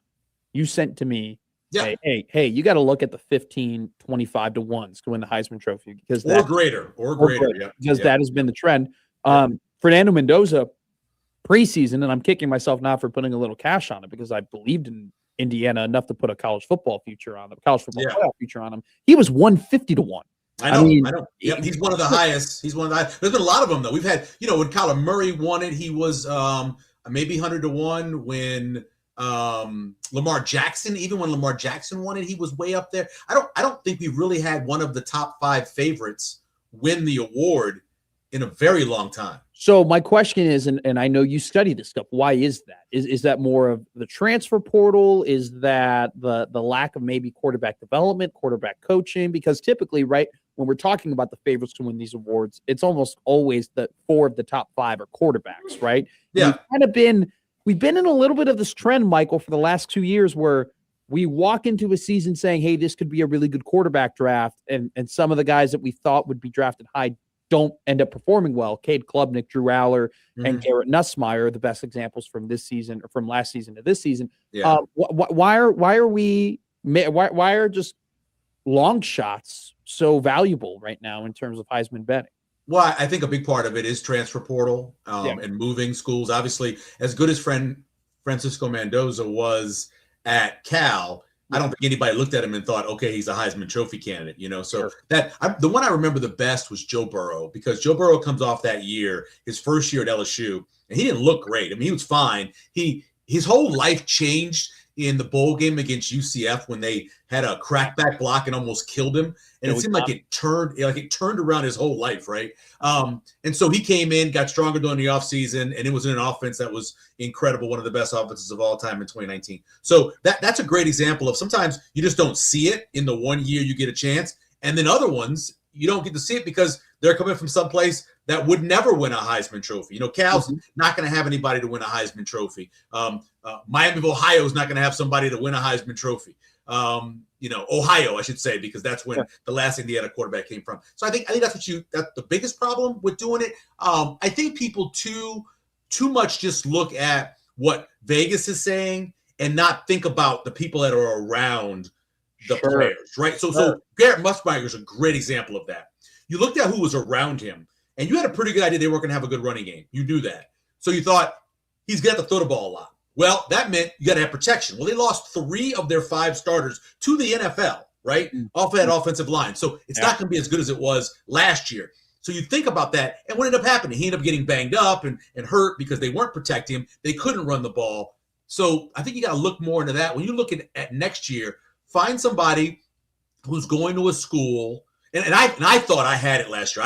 I did a preseason bet on the Utah quarterback when he was transferred from New Mexico, right? Dampier, right? Yeah, I thought Devin Dampier had a great chance. He was going to a place where I thought they could be very good. I had them making the college ball playoff. I knew he put up huge numbers. I thought he was the guy. I missed it with Francisco Mendoza, but I thought that's the kind of guy you got to find, though. You got to find somebody who is coming from a lower level, who's going to a place that's pretty much loaded. You know, Utah had 2 offensive tackles who are going to be in the top first round of the draft. So that's what you have to look for now. And the majority of those guys aren't in that top 5 or even that top 10.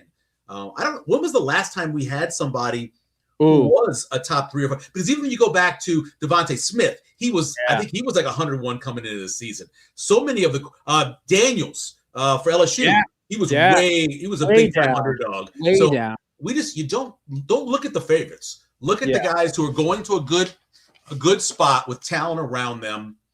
Yeah, and of course, with a team that's going to win 10 games, right? At least 10 games. So I would say this: probably Caleb in 2022. I think people were on that. You know, you know what his odds were?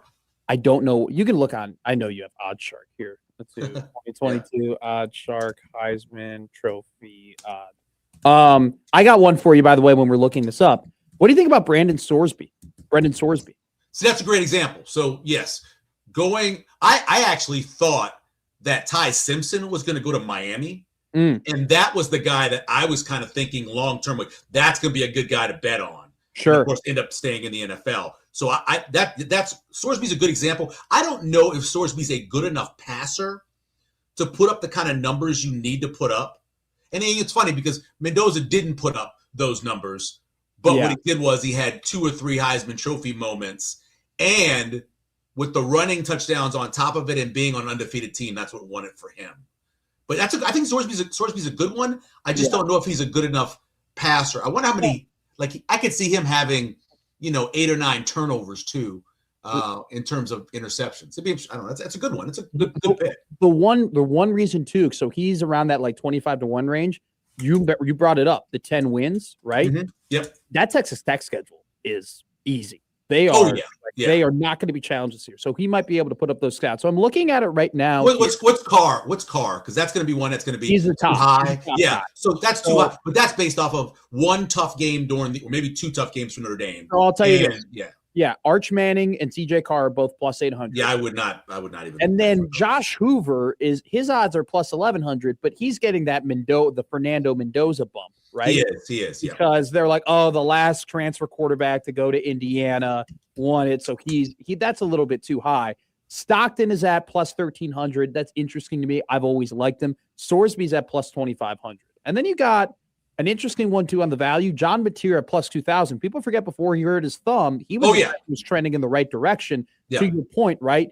In a good system, in a league where SEC, they're going to value the stats you get there. I haven't looked at Oklahoma's schedule, so I don't know if that's. It's tough. It's very tough. It's a tough schedule. It's a tough schedule. Plus 700, by the way, for Caleb coming into the season. Yeah, and then it was. Do you remember? So I don't remember this. It says that the closing odds were C.J. Stroud minus 2,000, and then Caleb ended up winning it. Well, that was. I thought that was for the draft. That was for. It says closing 2022 Heisman Trophy odds. It was minus 2,200. 2023 was the season that. But 2023 is the season we're talking about, right? No, we're talking about 2022. Okay, because he opened the 2023 season at plus 700. So I'm thinking about that next year. Okay, got it. I see what you're saying. Yeah. He was plus 1,000 to open the 2022 season. We're going to keep it within your strengths here, and which coercively are the things that I'm most interested about. We'll go from Heisman Trophy betting to the NFL draft. So here's a guy I want to talk to you about because he's a guy that both you and I know. and that he's a not a pillar, but a big piece of the Jet Award Foundation. Caden Weejen, right? He's now the back-to-back winner of the Jet Award for the best return specialist in college sports in the nation. We have these new rules in the NFL, right? Where the dynamic kickoff return, and we've seen, what punt returning can do, obviously, in the NFL for forever, where return specialists are at a very high value now, much more valuable because you have to return the kick. How do you think that's affected his draftability at this point? Because he's not a guy that necessarily was this great wide receiver out of college and put up all these gaudy stats, but he's by far the most dynamic returner in college, in college sports. Where do you think he's going to go? And do you think that there's going to, when I look up Caden Weejen, Michael, there are a lot of different fan sites that are writing, hey, the Packers need to get this guy.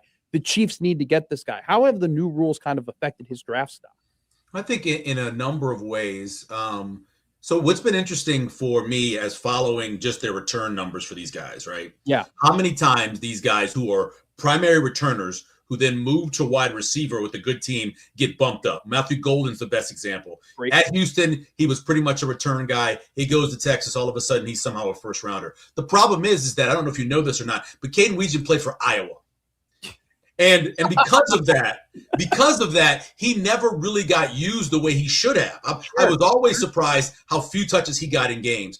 Most of the touches he got were, inside handoffs, or it was trick plays or screens. They never really tried to get him down the field. You didn't see a lot of crossing routes so he could use his speed. I think, when he goes to he went to the All-Star game practice, and there were a lot of highlights of him just cooking all kinds of cornerbacks and safeties. He was cooking everybody.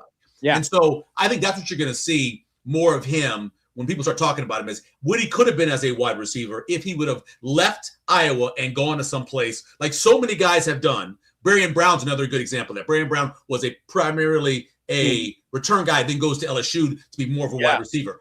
If Weejen would have done that, I think he could have been as high as a second rounder with his ability to return, plus the fact that he makes people miss and he's got good speed. I've always thought of him as being a fourth or fifth rounder. Sure. He's the guy that's a specialist, yes, and then he's a slot receiver, and that's kind of where he fits.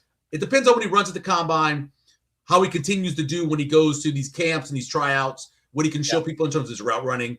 But I think he's an incredible talent that was completely misused at Iowa. And I think, and you know how this works, it kind of happened with Colston Loveland, and this is more of a higher value example, right? But all of a sudden people started recognizing, hey, that guy is a really good wide receiver as a tight end. That guy's a really good prospect. And you had more teams discussing about him and talking about him, how much they wanted him, which increased the conversation, which increased people watching his tape, which then basically catapulted him all the way up to being the 10th overall pick, right? When he was a guy who wasn't really on that radar. I wouldn't be surprised with Weejen if that happens. If he's a guy that right now is in kind of that 5 to 7 area, and then he gets boosted all the way up to, maybe a 3rd round pick or a 4th round pick, just because of how dynamic he can be in the return game. Hell, Torrey Taylor is a punter and got drafted in the 4th round. Yeah, it only takes one team really liking you. So I get that. I can't see him going higher. If he got to the 3rd round, Luke McCaffrey went in the 3rd round, right? I think he went in the 2nd round, actually. Oh, I thought he went in the 3rd. I thought he and Wan'Dale Robinson went in the same round, so that's probably 2nd round. But you look at the guy like that, he probably shouldn't have. It was more potential. I think Weejen is that guy too, where you don't know. You haven't seen him play in a game. And so he really is a potential guy. And maybe that boosts him up. When I look at him, I think of myself, there's so many teams and so many coaches that could use him and make him absolutely dynamic. Look at what Buffalo has done with some of their guys, right? By the way, 3rd round for McCaffrey. So he was 3rd round. Okay. So I look at a team like Buffalo and what they can do with some of their skill players and how they can take some of the their 3rd string running back and have them do a lot of things. Yeah. I think that would be great. I'd love to see him in a place like Denver, because I know Coach Payton could use him. I've seen Coach Payton use those guys before. Yeah. And so it all depends, obviously, where you go always, but he is going to look so much more dynamic once he gets to the NFL compared to what he did at Iowa, because it's Iowa. Yeah. And Iowa limit you in your ability to make dynamic plays. That was one of your best lines, by the way. I don't know if you know, but Caden Weejen played in Iowa. Michael Severe, the executive director of the Jet Award Foundation, talking about his back-to-back winner, Caden Wegen, who he's going to get drafted. I mean, he is. And went from being a guy who was recruited by no one, to have to go to Iowa Western, play 1 year at Iowa Western, put up some numbers, then have to walk on at Iowa, and then earn his spot to being where he's the back-to-back Jet Award winner. Shout out Coach Strohmeyer. So we'll give you one more final question here. We'll stick it on the draft. Emmett Johnson. Right now, the last time I looked at his grades, he was about the third round projection, 83rd overall prospect. That was according to, I think it's like Draft Pro or whatever. So, NFL Draft Buzz is really good. Try that. I think it's that one. Go to NFL Draft Buzz. They're really good. I maintain that he is still the only guy, when I did my rankings for running backs, this goes all the way back to November, the only guy that didn't come out who I thought might come out was the Hollywood kid. That was the only one. Everybody else still coming out. So I still think he's around between 8 and 10 in terms of where he is in backs. 8 and 10 has been the last few years either late third rounder or early fourth rounder. Right now, according to NFL Draft Buzz, which is the site that you recommend, which I use, fourth right now. He's ahead of Nicholas Singleton and behind Jadarian Price, who was the backup behind Jeremiah Love at Notre Dame, who is obviously the number one overall prospect. Let's talk about this real quick on Emmett. What does he have to do at the combine? Because that's kind of the big thing. What does he have to hit, and how much is the combine going to affect his draft grade? Just because you kind of know what you have on tape with him. He'll shock everyone if he runs in the high 4.4s. You know, if he could run like a 4.47 or 4.48, I think that would really surprise people because he doesn't look that fast on tape. Obviously, his short area quickness is incredible, but he doesn't look like that when he gets into the open field. So if he could run, say, a 4.47, 4.48, I think people would be like, oh, that's good enough for me. I think also he's need to be able to show when he goes to some of those, when he goes to both the combine and he goes to some of the camp, that he can explain why sometimes he struggled in pass pro. There were times where he really struggled in pass pro. And so he's got to talk about the reason that was. Is it because of what way Nebraska put him? Was it the offensive line allowing people to get to him that he shouldn't have gotten to him? I don't know. But that's something you'll have to have a conversation about. Michael, the best, as always, covering everything, covering betting, covering college, covering the NFL. You're just, go ahead. Bless you to Josh, by the way. I heard him sneezing earlier. Oh, bless you, Josh. Thank you. He says thank you. You're welcome. I just always appreciate you coming on here because I just get to talk about whatever the hell I want to talk about, and then you get to reflect it. So that's the way it should be. That's the way. When I did a show with this guy named Kevin Kugler a long time ago, that's how it was. We just basically he just threw stuff out, didn't tell me what was going to be on the show, didn't tell me what, and said just threw it out there, and we just went with it. We both know a thing or two about that. Michael Severe of the Jet Award Foundation, the executive director. You are the man. We will talk to you next week around this. All right, later. Bye.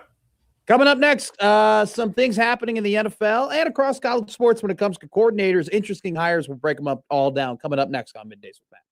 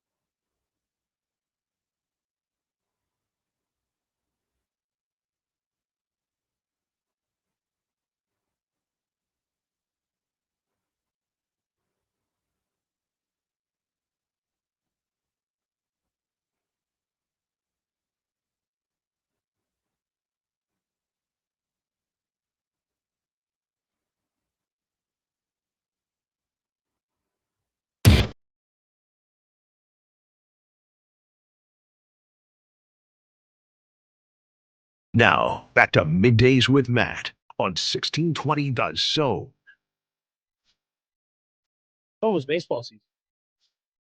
Not too far away from the start of college baseball season, which I know that Nick Grimm is very excited for his slice of college baseball segment that everybody loves so much. I also know Ben Verlander, the baseball guy. I don't know what he's an MLB analyst. I like him. He has good tweets. He just posted this graphic. I don't know where he got this graphic from or where he got this information, but essentially it was a revenue to payroll percentage stat. So how much are teams, what percentage of their revenue are they putting into their payroll? Okay. So it's essentially showing you what the investment is. How much are teams making, and then how much of that money are they putting into the payroll? Can you guess who the number one payroll to revenue percentage team in the MLB is? Well, I'll guess the Dodgers. They're number 2. Oh. Number 1, which is, I know you hate them, and I get it. But I do respect them. This could be almost anyone. Who do you think it is? Come on, use your big nod. Well, if the Dodgers are number 2, I'll go the Mets. They the love Mets. spending money. They put 90, and once again, Ben Verlander is, he's a verified source, MLB analyst. He's very well liked, 200,000 Twitter followers. I don't know where he got this info. But they put 90% of their revenue, or 90% of their revenue into their payroll. I got to respect that. 2, nobody's surprised who's a fan of the team. The Chicago Cubs put 36% of their revenue into their payroll. Whoa. And are 26th in the league. Whoa. Which, by the way, this is how we should be measuring things. Criminal. This is how we should be measuring things in baseball, right? Because we measure based on how much teams are spending, but you actually should be measuring on what their percentage of investment is. How much do they actually care about the product on the field? And according to this, the Cubs care the 26th most. Which, by the way, no surprise, the White Sox are 29th. Wow. And in 30th, can you guess who the last team is? You can. Well, if you said the White Sox are next to last, I'll say another team I hate, the Marlins. There you go. Last. 30th. They only put 27%. Well, it was them or the Rays. So 20. Well, the Rays are 28th. It's incredible how we're just able to analyze who the cheapskates are in the MLB. It's like the worst kept secret. By the way, kudos to the Athletics. You think they'd be higher? They're actually 19th on this list. Whoa. In third is, by the way, in third is Toronto. They were in the World Series. Yeah, they're spending a lot. In fourth is Philadelphia. They were in the playoffs. Arizona is 5th and Texas are 7th. People do forget that was a World Series matchup we had not too long ago. People do forget. The Padres are 6th. The Angels, of all people, are 8th. But to be fair, they got a big contract. Yeah, there's some big contracts. There's a lot of dead money there. And then shout out to the Kansas City Royals, man. The butt of a lot of small market jokes. 9th in payroll percentage compared to revenue. They're spending 51% of their revenue on payroll. So congratulations to them. Quick little housekeeping things. Arthur Smith named the offensive coordinator of Ohio State. Interesting run now for Ohio State and hiring coordinators with long NFL experience. Matt Patricia was hired as their defensive coordinator last year. Before he took the Boston College job, people do forget Bill O'Brien was going to be the offensive coordinator for Ohio State. Chip Kelly, another notable offensive coordinator for Ohio State that had a lot of NFL experience. Arthur Smith now moving from being the head coach of the Atlanta Falcons to the offensive coordinator of the Pittsburgh Steelers to the offensive coordinator of the mini NFL offense, the Ohio State Buckeyes, who are returning their starting running back for starting offensive linemen, Julian Sand and Jeremiah Smith, along with their Brandon Innes, who is their slot wide receiver. That offense is going to be awesome next year. Arthur Smith has not had a team in Arthur Smith has not had a team in the top half of total offense since 2020. Since he was the Titans offensive coordinator. Which, by the way, being the Titans offensive coordinator in the 2010s/early 2020s was a good job, man. It's a good time to be alive. Handing the ball off to Derrick Henry got people a lot of money and a lot of jobs. Shout out Matt LaFleur and Arthur Smith. And also, too, Cowboys fans, rejoice. He actually made a pretty good hire. They go ahead and get Christian Parker, who is the pass game coordinator, the defensive pass game coordinator for the Philadelphia Eagles. He's 34 years old, highly heralded coach coming out of that Eagles locker room. A lot of people disappointed within the Eagles organization that they don't have him anymore. Parker was credited with getting Darius Slay, the last of his, great football out of him. He's also been a mentor to young guys like Quinyon Mitchell and Cooper DeJean. A good Christian Parker story. He put a gas can on Darius Slay's locker and asked him, "How much do you have left in the tank?"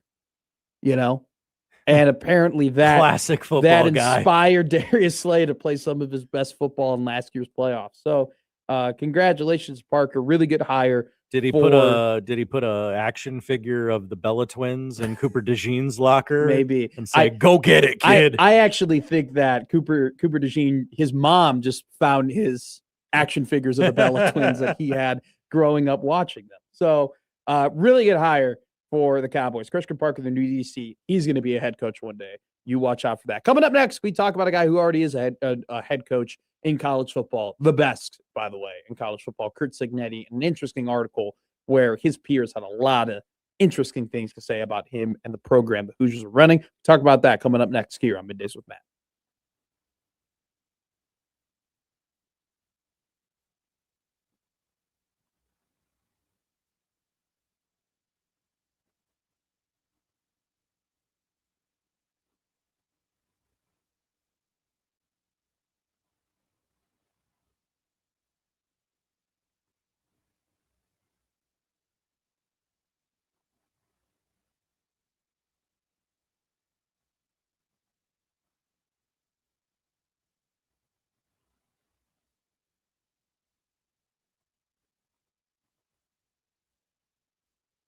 Is roasting every day.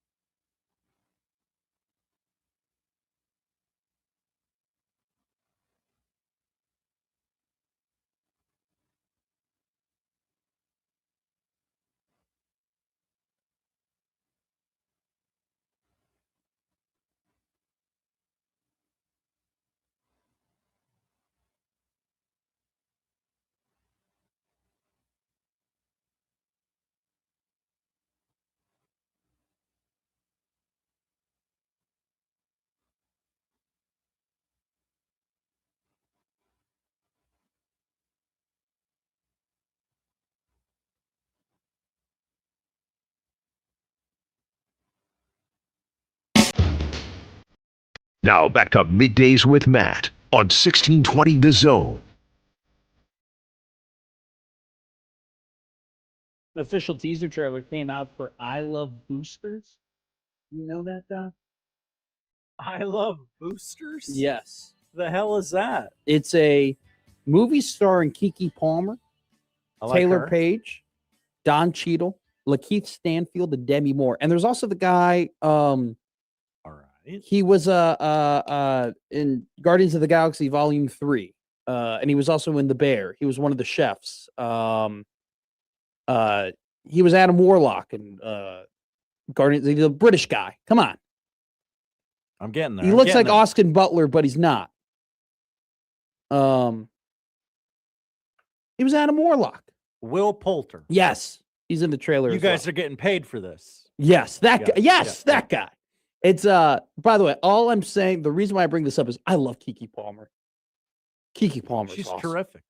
I got a crush on Kiki Palmer. Follows a group of shoplifters who Yeah. take aim at a cutthroat fashion maven.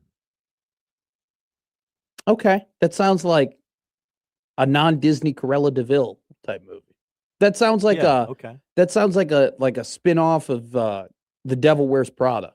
Except they steal everything from Meryl Streep. NASCAR just announced that they're going to go ahead and have. Okay, it still hurts. This is a tweet. It still hurts and it always will. Watch, we've lost Dale Earnhardt following the duel at Daytona on Thursday, February 12th on FS1. So I believe this is a documentary of sorts about Dale Earnhardt that they're going to do after the Daytona 500. So that'll be something to watch for. That'll probably be on your what to watch. I would think 500 so. coming up in a couple of weeks. This might be in the odd news, so if it is, you can stop me now. But I don't think it is because it just got released 5 minutes ago. A website is auctioning off Coach Kurt Signetti's game-worn headset from the 2025 National Championship. Someone game. sent this to me yesterday, and I didn't have time to like vet it. Is this real? This is real. I can $10,000 is what it was going for when it was sent to me yesterday. It is now. It is now increased. Josh Hodson. Sure. It's $11,510. And by the way, there's 12 days, 5 hours, 54 minutes, and 36 seconds left.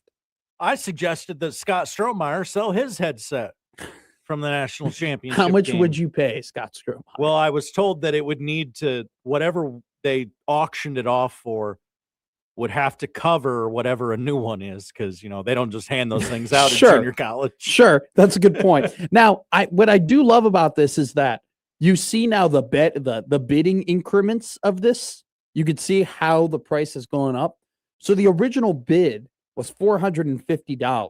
Whoa. And we kind of just played this, all right. Somebody wants this. $50, $100 game. It got up to $15.20 yesterday at around 3:00. Then we were, slow increments, $1,800, $1,810. Then this guy at JRK goes, all right, I'm going to lay the hammer, $2,000. Okay. Then a guy goes, all right, screw that, $2,500. So then we were at $2,500. We were playing the $100 game. Then it got to $3,000. Then we jumped from $3,000 to $4,000 in one bid. So then the big players came out to play. And then I'm trying to find where we really lost the plot of this all.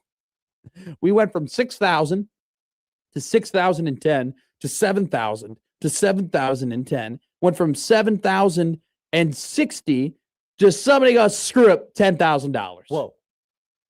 Now we're all the way up to 11,510 as of 7:35 this morning. Why? Like, you would have to buy a case for this. And also, too, like, if you're just walking around in your man cave, no one's going to know. That's no, he's going to wear that. You would wear this? He's absolutely going to get an Indiana pullover like Sig has, and with the headset, and he's going to go to every game with it on. Oh my God. He's going to walk up and down the neighborhood on Halloween with it on, and he's going to go, this is it. This is the real headset. This isn't one of those knockoffs. Like everyone has a knockoff headset for their costume. Dude, this is the real thing. You would go to like football games as a kid, and you would get the blow up headsets. You would get the plastic headset that you could blow up. It was Motorola at the time. Remember when Motorola had the headsets? This is this couldn't you just get this at an AT&T call center? It's just a big. You could absolutely recreate this thing for $50. This is so what? Like because I'm assuming Kurt Signetti's Italian Pittsburgh man just wore this on the sideline for a game. It's worth $11,000. So I can smell the yins. By the way, real quick, You could definitely just buy an AT&T headset, hang it up, and say, "Yeah, that's Kurtz." Nobody will know. Who's gonna be like, "Is it the real one?" Nobody will care to debate it with you either. Also, too, if you had the real one, I would go once again. Why? Just why? There's no use for it. Just gotta support the team, man. It's going back to NIL. Can you imagine though, like if you were on somebody bought this and they worked remotely and they hopped onto a Zoom. No, I got my own headset. I got my own headset, guys. Guys, your kid's playing like Minecraft with it. What are you doing? I couldn't find one. Mine broke. Do you know what man wore that in Miami, Florida? Do you think? Oh yeah, is there a little sweat? I was about to say, on the I would love to earpiece? get some more. Oh wow, okay, so there's like a sticker that says Signetti on it. It's a little torn up on the outside, just slightly. Probably just ripping it off. I'm trying to see, is there like a Gatorade stain on it of some sort? You know? So that'll dry. Well, but it would still be sticky. Everybody knows if you spill a sugary drink. You can't see if something's sticky necessarily. There can be splotches. It looks like there's some residue on the top of this headset. So we have residue, folks. You can see this is where they put the Gatorade on him. You know, you can actually it was blue Gatorade that they Yours poured doesn't on him. have that. Yeah, That's how I know it's fake. but I know it's fake because you don't have the Signetti sticker on the inside. I should bet 11,520 just for S's and G's. You know, what if? Can you imagine? Good though, bet. Can you imagine though if we got down to it? I'm like, oh my god, what would if I ended up winning it? I think I immediately just look to sell it again. Yeah, you got to flip it. Yeah. Have to flip it. Alrighty, let's talk about Kurt Signetti. Sigs. There was a article written today by it was labeled the entire athletic writing staff about Kurt Signetti. And essentially in this article, they went ahead and they asked a bunch of Group of Six and Power Five, or Power Four rather, head coaches, hey, what have you learned? Right? What have you seen? What is going on with Kurt Signetti? How has he been able to do this? How has he been able to accomplish this at Indiana? Okay. One coach went as far to say, man, it's inspirational, man. If you can win at Indiana, you can win anywhere. But throughout the article, they kind of start piecing together what the secret is at Indiana, why they've been able to have the success. And I think when you get to the very end of this article, which I encourage anybody to read it, it's a great read, you realize that it's not a secret. It's never really been a secret. It's just we've been a little bit, I don't want to say slow to admit it, but maybe a little bit reluctant to admit it. And the reason why there's some reluctance to admit what the answer is because we want to live with this thought and hope that anybody can do what Indiana did. But at the end of the article, you just realize, well, the secret is simple. Kurt Signetti is just better than everybody else. Like that's my leading theory right now. That's just kind of the answer to the question, where it's just you get to the point where it's just like, yeah, no, it's just kind of clear. It's just Signetti is doing this just because he's better at it than everybody else. Here's a great quote from the article. They were talking about like Indiana's roster, right? People are looking at Indiana's roster, and they're trying to say, how can we emulate this? How can we copy this? What is their formula? And if you go ahead and you look at Indiana starters, like 80% of the guys who started for Indiana were either 4th year, 5th year, or 6th year players. Okay, they were guys who played a lot of football in the past. And an anonymous thing, all these coaches' quotes are anonymous, but an anonymous coach in college football was quoted as saying, everyone is already trying to get older and more experienced, and everyone is trying to get the best quarterback. Indiana just did it better. Right? I think we're trying to look at college football, and rightfully so, by the way, because it's so new and you know, there's been a big transition in how college coaches evaluate talent and what they're expected to do when evaluating talent. And here's what I mean by that. College coaches have been expected to watch high school tape. Watch high school tape, evaluate high school players, recruit high school players, bring them in. Now, over the last 5 years, it's flipped from watching high school tape to watching college tape. and to evaluating players through college tape, which is different. And we're going to talk about Tim Verghese about this at 12:30, which is very different than watching high school tape, right? It's just the competition's better, the speed is faster. It's just different. It's just different film that you're watching. And Curt Cignetti has just learned to do that better than everybody else. He's just better at evaluating college tape and college talent and bringing them in and developing them into better players. And I don't think there's just any secret sauce to his evaluations. He's just better at evaluating players. And here's another interesting quote too. And we're going to tie this back into Nebraska, because a college coach said this, and this caught me off guard in regards to Curt Cignetti's recruiting classes, because it's very well known at this point. Indiana did not have all these 5-stars. They didn't have the number 1 high school recruiting class. They didn't have a top 5 transfer portal haul from 2024 into 2025. They weren't loaded with talent. They didn't have the Malachi Tonys and the Nate Fraziers and the Jeremiah Smiths and these top dudes, right? They were just, they got whoever they wanted. They got their quarterback came from Cal. The year before, their quarterback came from Ohio. A ton of their players are from JMU. And a coach was quoted saying this in regards to Curt Cignetti's recruiting classes and his recruiting strategies. Social media gets really loud if you're not getting 4- and 5-star ranked guys. I don't know if pressure is the right word, but sometimes people feel like they have to try and create momentum, or at least ride that momentum. I would love to sit a college coach down and say, hey, have you ever heavily recruited a 5-star that you didn't fully believe in, but recruited him and got him to commit to you because it would create excitement and momentum around the program? You ever done that before? You ever go out and get a blue chip just to say you got a blue chip? Ever kind of looked at a guy and initially go, okay, we're interested in him, realize maybe this isn't the best, and then went through with it because you wanted people to be like, oh, look at what they're doing. They got a 5-star. I'd love to ask Matt Rule that. It's generally need-based. Yeah. I'd love to ask Matt Rule that. Hey, has there ever been a 5-star, wink, wink, that you might have watched their tape or you might have seen them play and say, yeah, maybe the rating isn't right. And maybe there are better options for us as a football team. And maybe if we went in a different direction, we probably would be better this season, maybe even the future. But bringing them in and being able to say, hey, we have a 5-star. Hey, we were able to get this guy from other teams that have more merit to getting guys like this. You just done it to do it, to earn that momentum.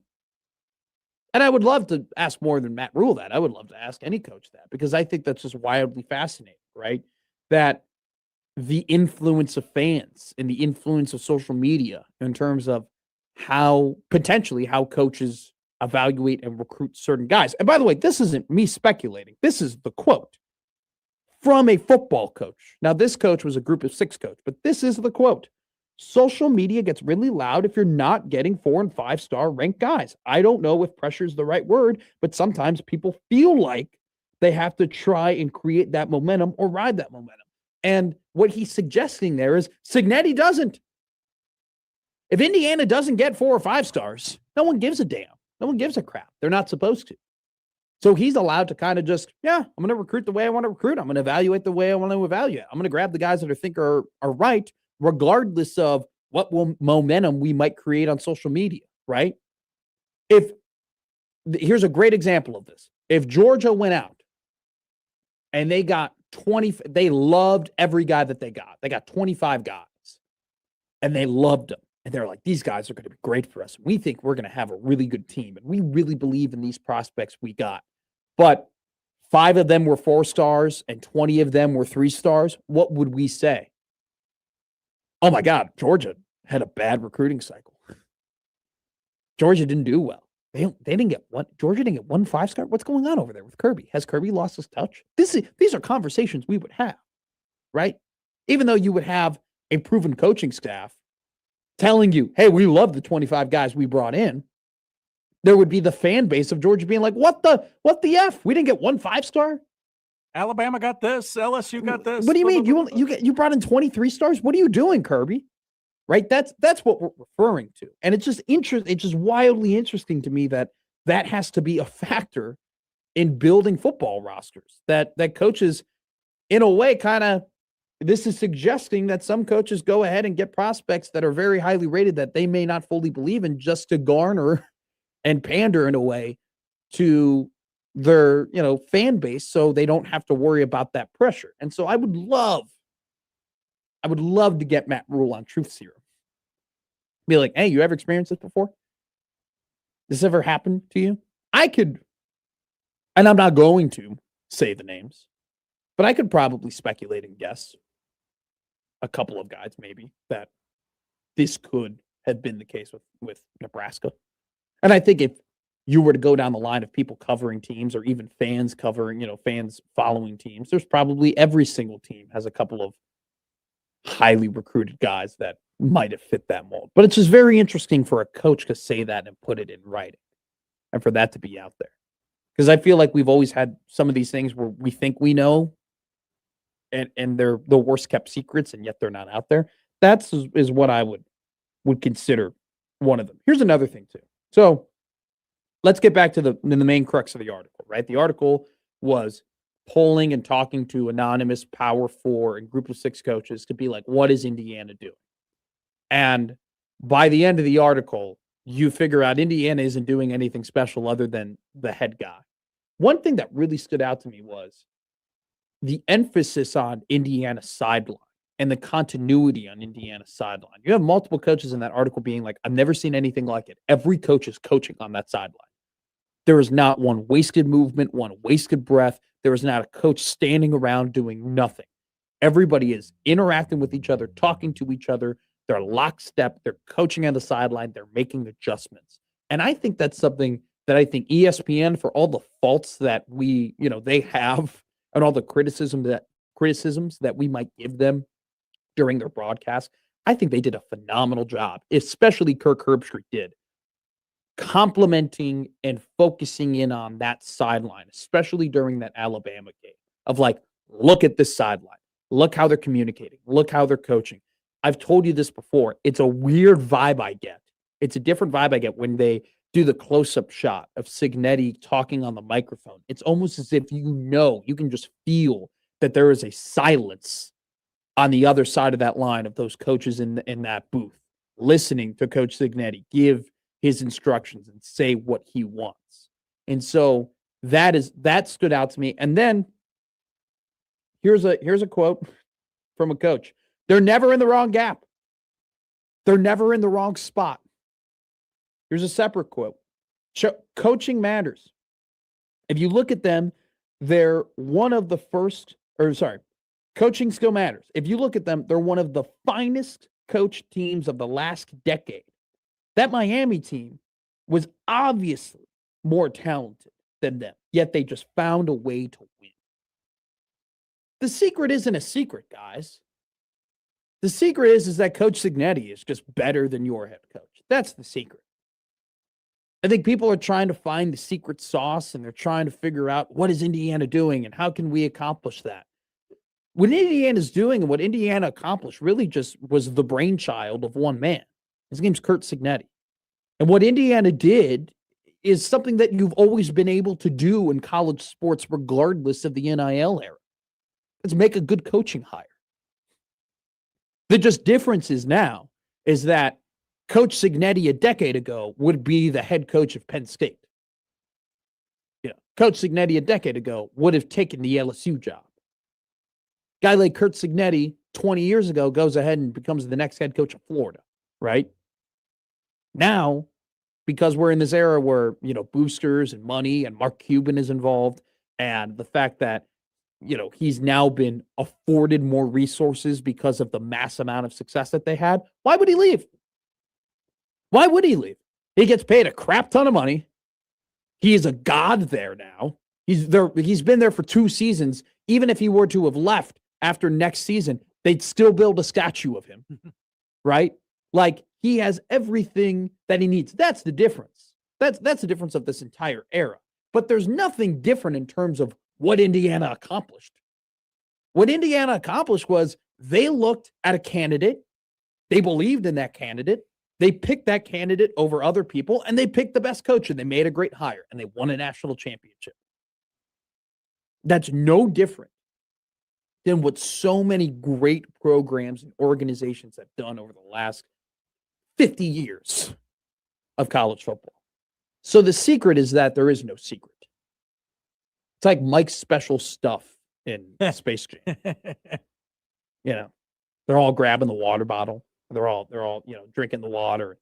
Bugs Bunny is like, oh, I'm a great player now. You know, I forget the duck's name, but he's Daffy. Daffy. It's like, hell yeah. I'm Donald Duck too. Always, I hate the alliteration. Bugs Bunny, Daffy Duck. You hate the alliteration. Alliteration. You work in radio. I am Matt McMaster. Yeah. It kind of is a contradiction. Yeah. Regardless, moving on. Okay. You know, everyone, they all think, oh my God, I'm this Elmer Fudd thinks he's this awesome basketball player now. And they're all drinking from the water. And they're like, we got it. We got the special stuff. This is what Mike uses to be the greatest of all time. And Mike just goes, no, there's nothing. It's just water, man. You always had it in you. You know, it was always able to be accomplished. Same thing with Indiana, right? Everybody thinks there's a special recipe. There's no special recipe. Like Kung Fu Panda, there's no secret ingredient in the noodles. All right. You just got to find the best head coach and hire him.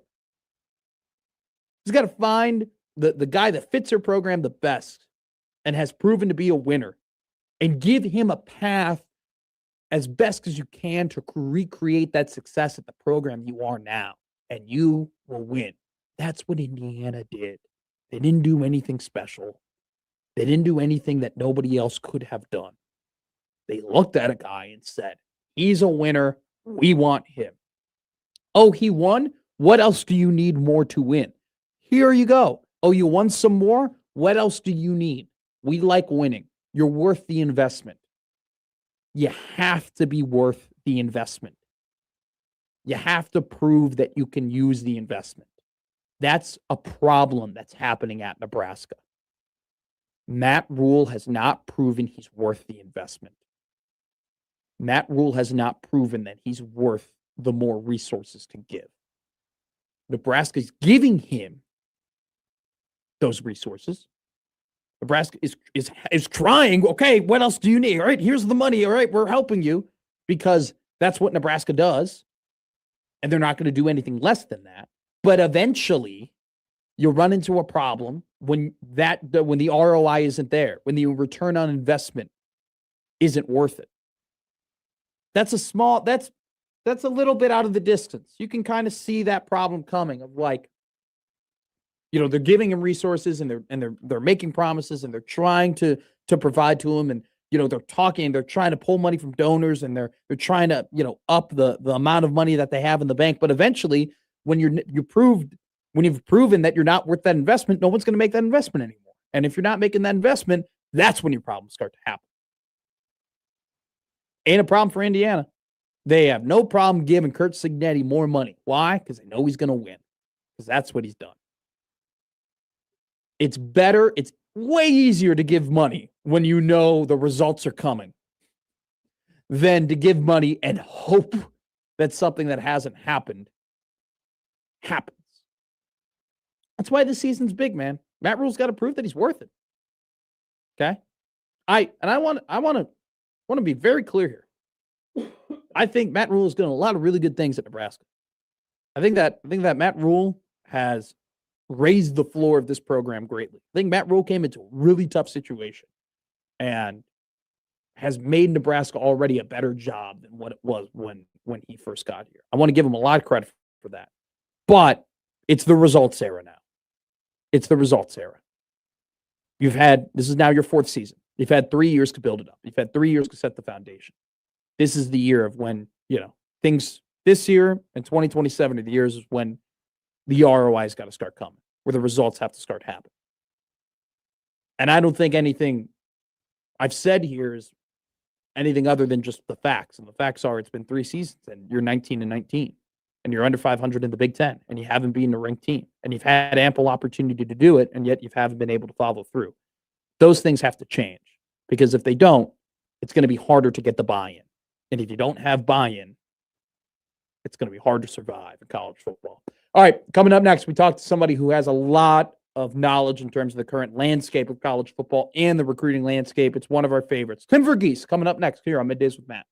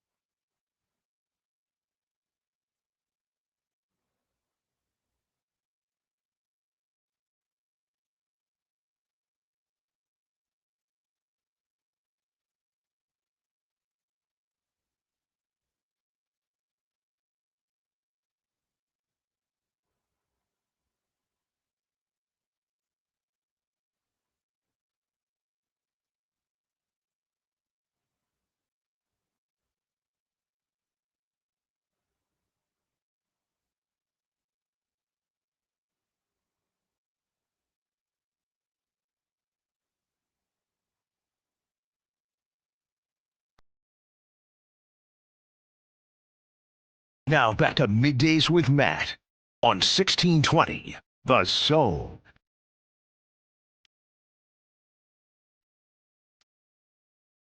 Keeping it rolling here on Middays with Matt. At the top of the hour, we'll have a little bit of an update with the potential questionable or game time decision for Nebraska basketball that's kind of coming through the pipeline. Had some people talk about it in the YouTube chat. Had somebody text me about it. Yeah. A source. I have sources. I have sources. A source on the inside. An inside man. An inside guy. But we'll see. I'm going to wait for it to properly get reported if it already. No, let's break reported. it. No, we're not breaking anything. Middays with Matt is reporting. No, it's not our story to tell. Oh, okay. All right. I don't want to get into a pissing contest with anybody. That doesn't seem fun. But do you know what does seem fun? Not seem fun. It is fun. Talking to our next guest here on Middays with Matt, who, as always, is having. Whoa! Oh, no. Tim! It's Tim Verghese from Rivals, Nebraska Rivals, who I think didn't think it was his segment when I took forever to introduce him. But we're gonna get Tim back on the line. I'll drop him here, and then you can type him in there. This is terrible radio when we're trying to get Tim Verghese back on the line because we have to talk about his recruiting. Have to talk about things going on at Nebraska. Have to talk about Curt Cignetti.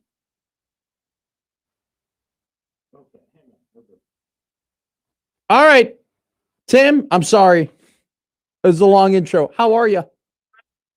Hey, how we doing, guys? Doing great. Great to talk to you.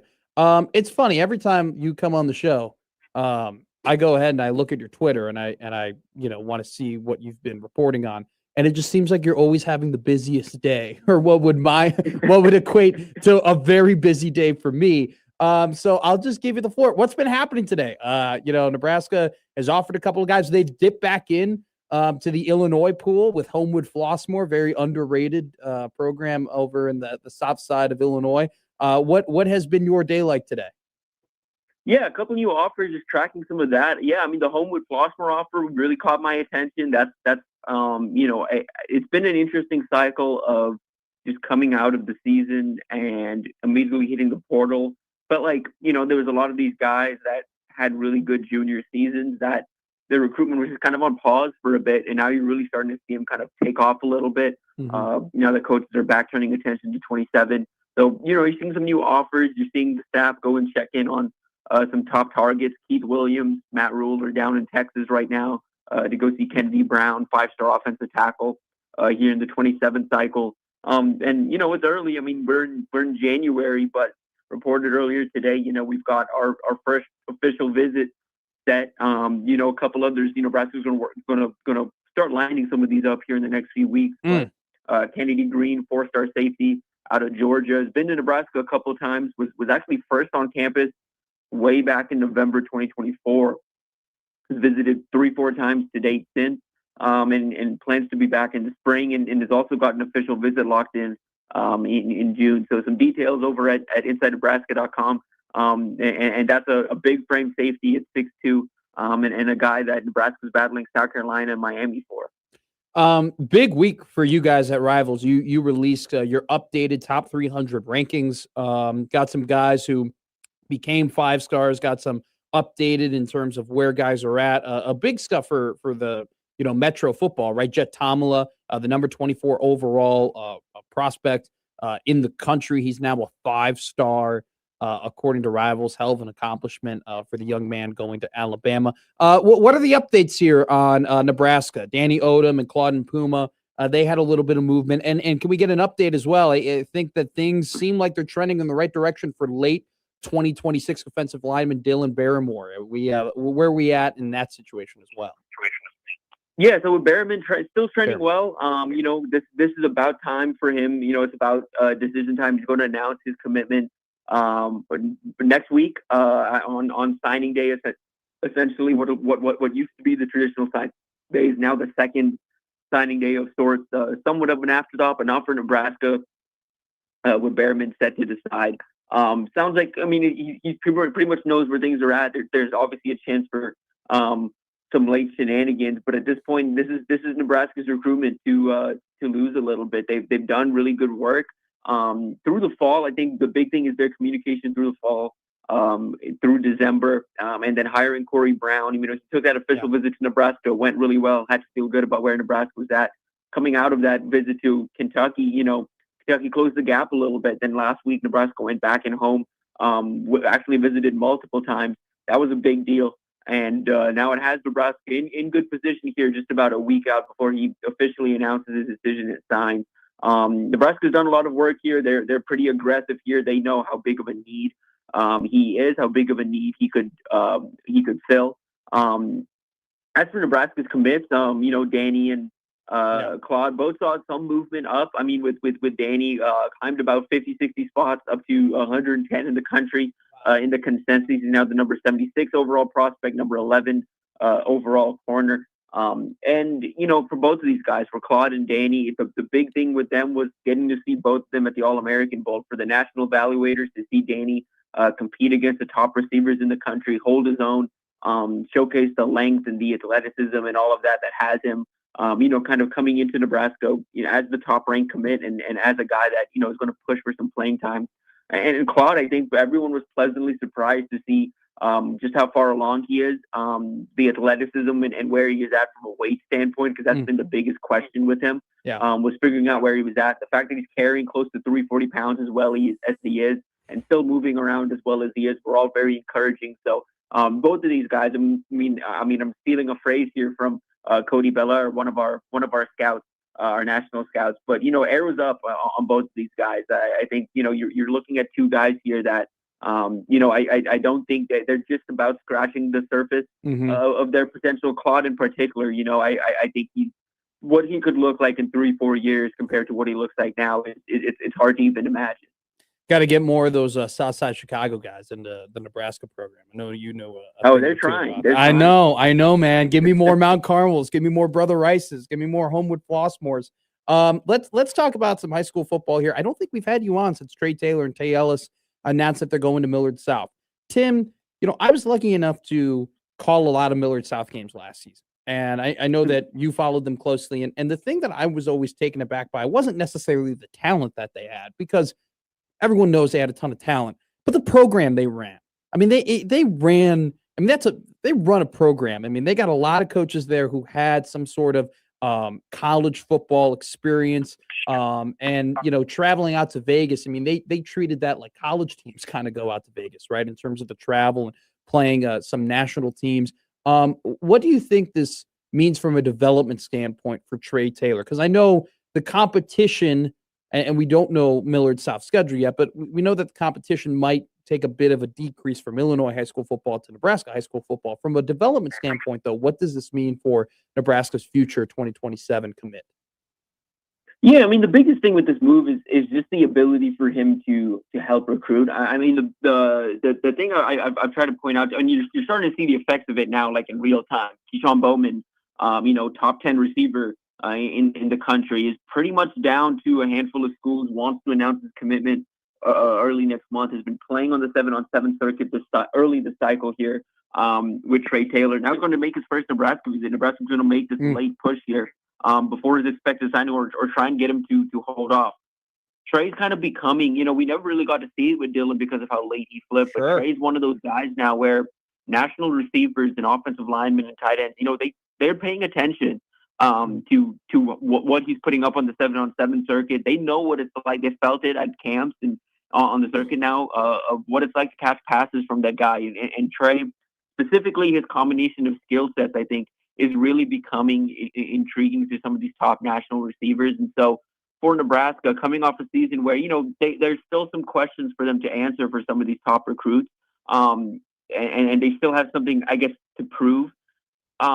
This can help, kind of with from a momentum standpoint. We're like, okay, well, yeah, we have something to prove, but you're joining this guy. Look how committed he is. You're joining Tay and Trey, so from that standpoint, you can understand why this decision was made, and, from a recruiting standpoint, all of that. From a development and all of that standpoint, yeah, this is going to be a somewhat of a drop off or a slight drop off, I would say, in level of competition. But it's not like he's not known this. I mean, he plays plenty of. There were obviously a handful of games he played this last year and even in the year before that are quite difficult and are more challenging than the games he'll probably play here in Nebraska. But a lot of that schedule, though, is a lot of these kind of teams where, they just not necessarily look like they belong in the same field, but it's clear who the better team is within the first 15 minutes or so. And that team just continues to enforce their will. I mean, the game I was at, was a blowout win. He's used to that type of stuff. Yeah. What I'm curious to see is like you mentioned,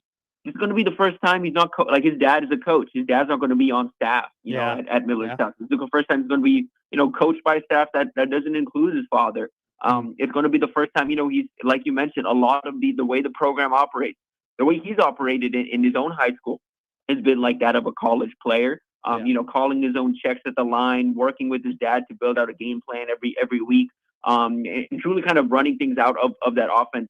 He's going to have that same say in the offense, but it's not going to be his offense anymore. He's going to have to learn that too. So a lot of lessons for him to learn, working with a new set of weapons, working with all of that. There's a lot in there that I think it's different. It's not a traditional, developmental step or developmental piece. But it's something that's going to challenge him here this senior year before he heads off to Nebraska. Because, again, I noted it in a couple of places last week with him and Tay making the move. Both of these guys are proven. They don't really have too much left to prove at the high school level. Yeah. It's just kind of about going out on the right note. And I think for Tay in particular, it's about, upping the production and showing, you can clear 1,000 yards in the season at the high school level. That's going to be a big thing for him is the production. But for Trey, there's nothing really left for him to prove. He's answered all the questions, whatever questions there were for him going into, when he committed to Nebraska and through that summer, he answered all of them as a junior. I think that's something people don't really understand in terms of when they go back and watch that tape and the steps forward he's taken. Where his frame's at? The big question with him was the size. Yeah. The frame's developing very, very well. Great point. And now he's going to be in a position where, he can develop close to the facility. He can, can consult with the coaching staff and with the strength and conditioning staff in particular on exactly the best ways to go about adding mass to his frame. Yeah. I saw him with you at the Battle of the Boneyard, and his ability to throw that ball from, to the field side, right, from the opposite hash to the sideline. He had one out route right in front of me. And he already, I'm like, the accuracy is there, the arm strength is there, and the deep ball accuracy is there too. But you're right.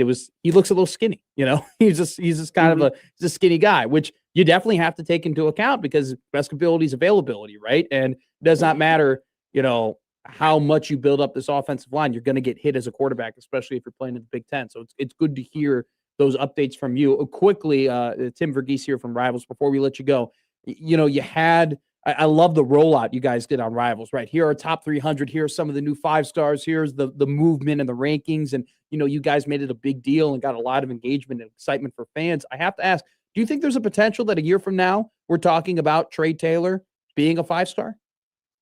Yeah, I absolutely think so. Especially if he can, kind of show that the production takes a step forward. I think with Jet earning that nod, earning that 5-star bump, I think it's shown now. You can do it at Nebraska. You can do it against Class A competition. And it really is just truly about the tape and what that shows more so than the level of comp. Again, guys come out of anywhere, for Trey, I think he has an opportunity to really stuff the stat sheet. Prove himself. I mean, it's going to be a big offseason for him, Elite 11, all this stuff. Absolutely has a chance to be in that conversation because he's already in the conversation for, top 3 quarterback in the country, potentially even top quarterback in the country. Just being in that conversation, he's going to be in that mix. Tim Verghese from Rivals, Nebraska, doing some great work. Tim, you're the best, man. Always look forward to these conversations. We'll see you next week around this time. Yes, sir. Appreciate you. See you, Tim. It's a Tim Verghese Tuesday here on Middays with Matt. Nothing bad. Tuesdays, man. We kill it on Tuesdays. Get Severe in here at 11:30. Verghese at 12:30. We're doing it right. We got Josh Hodson. You're jacked. At 1 o'clock. I love talking to people who are great at their job. That guy's great at his job. You know who's also great at his job? Josh Hodson. At 1 o'clock, we're doing the odd news, baby, here on 1620 The Zone.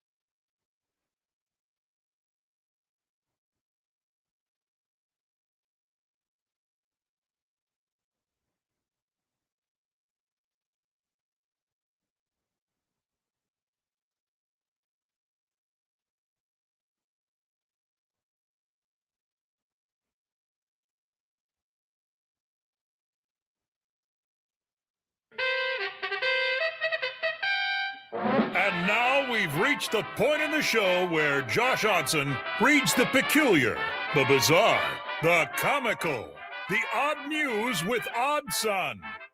Odd news, Odd Son. See what we did there? The odd news with Oddson. Not just yet, Ed. Not yet. Whoops-a-doodle. We're doing that next. It's coming, don't worry. It's a great intro, though. We have to do a couple of things. First off, Happer and Schaefer, the theme song, which is sweeping the nation right now in terms of how good it is. Our friend Ian has made a song for us that we will be playing at the end of every segment. I don't know if we're debuting it today or tomorrow. It's up to Josh Odson. I can probably get it today. If you don't, I have it. We have it.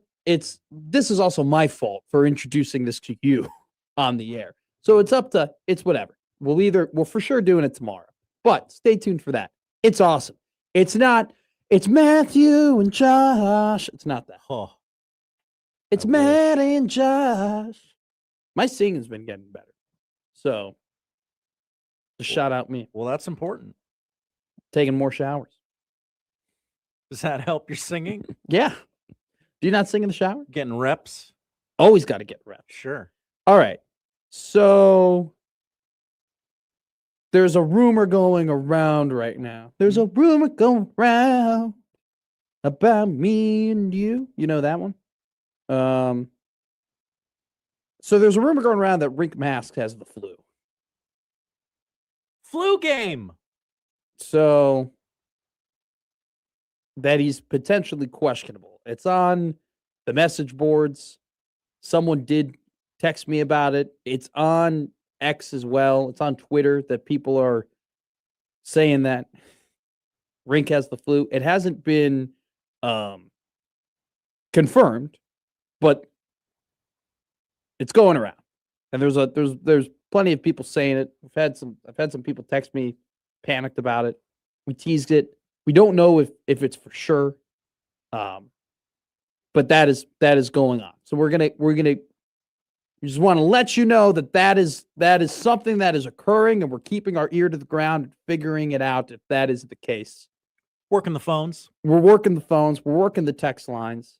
But that is, by the way, I'm on the Red Sea Scrolls right now, and it's funny. Someone goes, chug some Dayquil and 100 milligrams of ibuprofen during warm-ups. Get that fever down a little bit. LOL. Okay. Jordan dropped 38 once with one foot in the grave. I ate the pizza. Is flu overrated? Poll question. Oh. Dude, if Rink Mask drops 30 tonight, are we going to put the flu on the dead to us list? You know what? It is dead to us. The flu is dead to us. Okay. If the flu is given to Rink Mask before the biggest game in Nebraska football history, dead to us. So, just so everybody knows, that's happening. We haven't, at this point when it comes to my basketball news, I'm waiting for Wilson Moore or Robin Washut to tell me.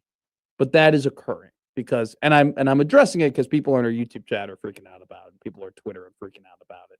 And now it's on the message boards. People are freaking out about it. We will see. It seems like there's some validity there, but we will wait for it to. Well, if it's on the scrolls, yeah. Seems like it. So that'll be a big development. Never known them to overreact about anything. Still, though, I mean, it'd be tough. It'd be tough if he did not play tonight. Good Lord. That'd be so frustrating.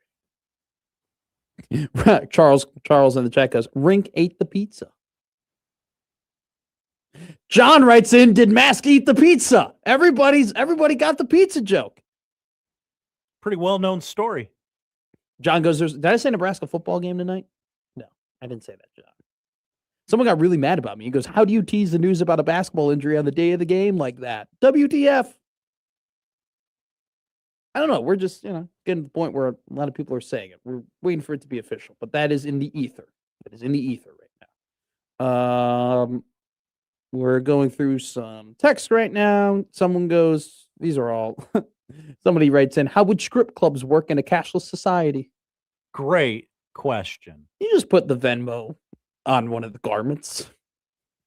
She got like a sticker on her thigh with a QR code. The horniest show on 1620 The Zone. Everybody. Probably QR code at the club. Mm-hmm. You get like a menu. Okay, here's who's dancing tonight, and their QR code. And their personalized Venmo. Give accordingly. Let us know how we're doing.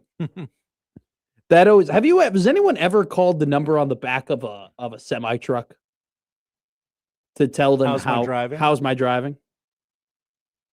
I don't think I have. No. You haven't? Wouldn't you know if you did that? I would love for somebody to admit that they've done that before. I don't know whether to call them a law-abiding citizen or a Karen. Somebody was driving a truck really, really bad. How bad does somebody have to drive a truck for you to be like, I have to call this number? I have to think something's going to happen if I don't call. Okay. Fair enough. I don't think I'd ever call. Driving a truck seems incredibly difficult. Absolutely. I know there are people who have brash confidence enough to say that they could fly a plane and stuff like that. You'll never catch my ass saying I can drive a semi. And now there's semi-truck driver TikTok. Or not TikTok, Instagram, where these semi-truck drivers are really popular. There's this old guy who's like, I got jerky. Got Emmy. He's going in the gas station. He's getting like gummy bears. Why does your truck driver sound like that? That's what he sounds like. Who? Have you ever seen this guy? Oh, this is a person. This is a person on Instagram. Chance goes, Tap to Pay has gotten ridiculous these days. It has. My problem is that like now people scold me when I insert the chip. Oh yeah, they get mad at you when you insert. I'm still paying. Stop it. Also, too, I remember when insert was that. When was the last time you swiped a card? Sometimes I don't. I have a card that doesn't tap. It doesn't have. Oh tap wow! To pay. Really? So I have to insert or dip, and sometimes if the machine is a little finicky, it won't read the insert properly. So I have to insert it 3 times. It has to fail 3 times, and then it'll say, "You know what? Just swipe like it's 1988." And I'll swipe, and I'll go, "Hey, sorry to take up so much of your time." We need a credit card based odd news story. Oh, do we have one already? I don't have that today. Oh, damn it. All right. We'll find out what he does have coming up next here on Middays with Matt. The odd news up next.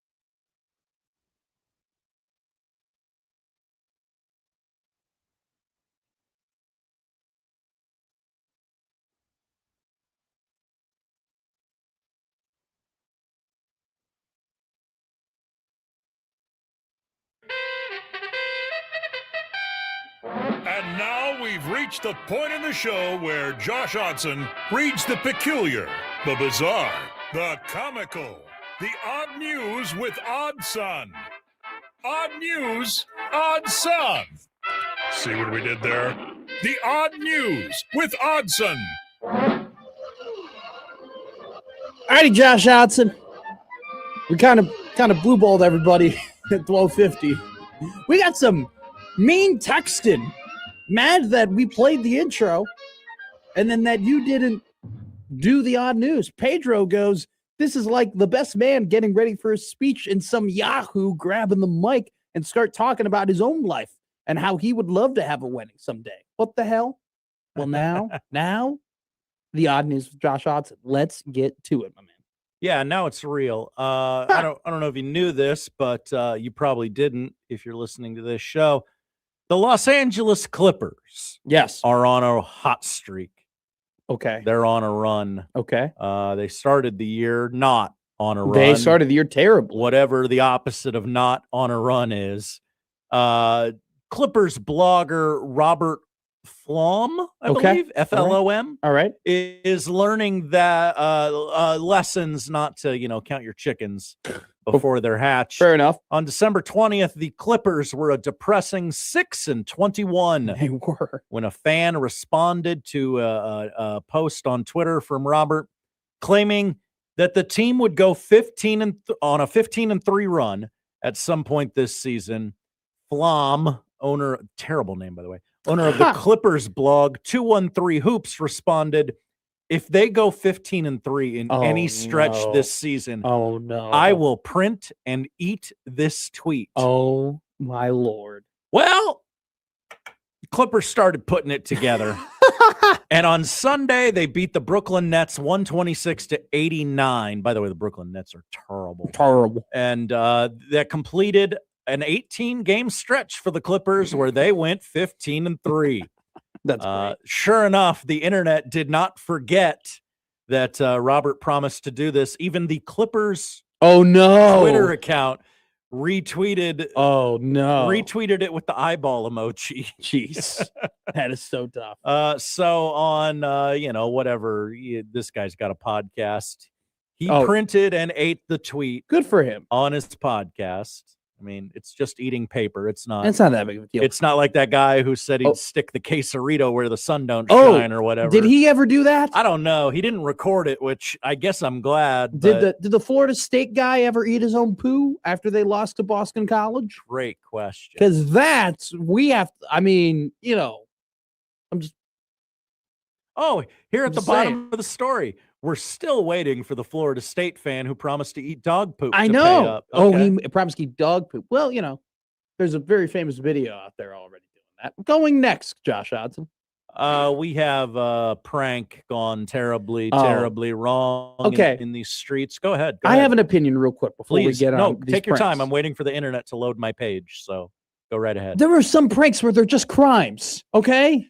There are some pranks where it's just a prank. No, dude, you're assaulting me. Yeah. All right. Yeah. This is physical assault. All right. Like there are some pranks where I'm like, that's not a prank. That's a crime against humanity. You're not allowed to do that. We have laws against that. That's what pranks are now. You can't do illegal things and then say, "Oh, bro, it's just a prank. Why are you so mad about it?" No, you physically put your hands on me. You're not allowed to do that. All right, go ahead, Josh Hodson. What's this prank that's probably a crime? A weapon, a packet of ketchup. The charge, a felony battery. There it is. The penalty, 5 years in state prison. You can't commit crimes and call it a prank. Thanks to a prior conviction, a man is behind bars. Jeez. On an enhanced criminal count for allegedly striking a male victim with a ketchup packet. Investigators say Austin Simmons, 28 years young, committed the battery inside a Florida bus terminal Monday night. The victim, cops say, was checking on Simmons, who appeared to be passed out. Identified as a, quote, transient in an arrest affidavit. Simmons woke up irate. You ever been woken up from a nap when you didn't want to be? Sure, we've all been there. It doesn't matter if you're a transient or not. Nap time is nap time. He walked towards the man who woke him up and threw an open ketchup packet at the victim. So I guess this wasn't really a prank. Okay. It was more of a assault, but Okay. So yeah, continue. Cops were called to the scene after the man called the cops, say this guy hit me with a ketchup packet. I got 2 spots of ketchup on my jacket. Cops were able to find the packet on the ground with ketchup pouring out. The packet was not collected as evidence for the record. Good to know. This transient man has he's got priors, so he had to go to jail for 5 years. What a dummy. What a dummy. Yeah. You said Austin Simmons, and I was like, the Ole Miss quarterback? Whoa.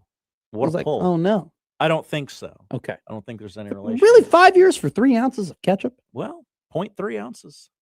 That's not a lot. It is not a lot. But you can't throw Great ketchup take. packets at people. Yeah. You cannot do that. Don't do that, people. There's a couple of rules I live by in life. Be kind, be courteous, don't invade Russia in the winter, and never throw a ketchup packet at somebody. Hot Hell yeah. sauce, different story. Oh, okay. We go to Tallahassee. Okay. Where, yesterday we gave you the story of Sydney Sweeney. Yes. More celebrity criminal news today. Oh, no. As Chuck E. Cheese has copped to criminal charges. Oh, no. That last year resulted in him his handcuffed perp walk. Yes. Out of a Florida restaurant. All-time video. In full view of several bewildered children. All-timer. The man dressed as Charles Entertainment Cheese goes by the name Jermel Jones in his day-to-day life. He's 42 years young. He pled no contest to 2 felony charges in connection with the theft of a Visa debit card belonging to a female customer. The woman told cops she was a Chuck E. Cheese regular. Really? which Okay. I have some follow-up questions. I don't think we're going to get to them. What's worse, a Disney adult or a Chuck E. Cheese adult? Chuck E. Cheese. Yeah, well, you know what? It's more cost efficient if you ask me. That's true. She tells cops her plastic went missing at her child's birthday party at the Tallahassee restaurant.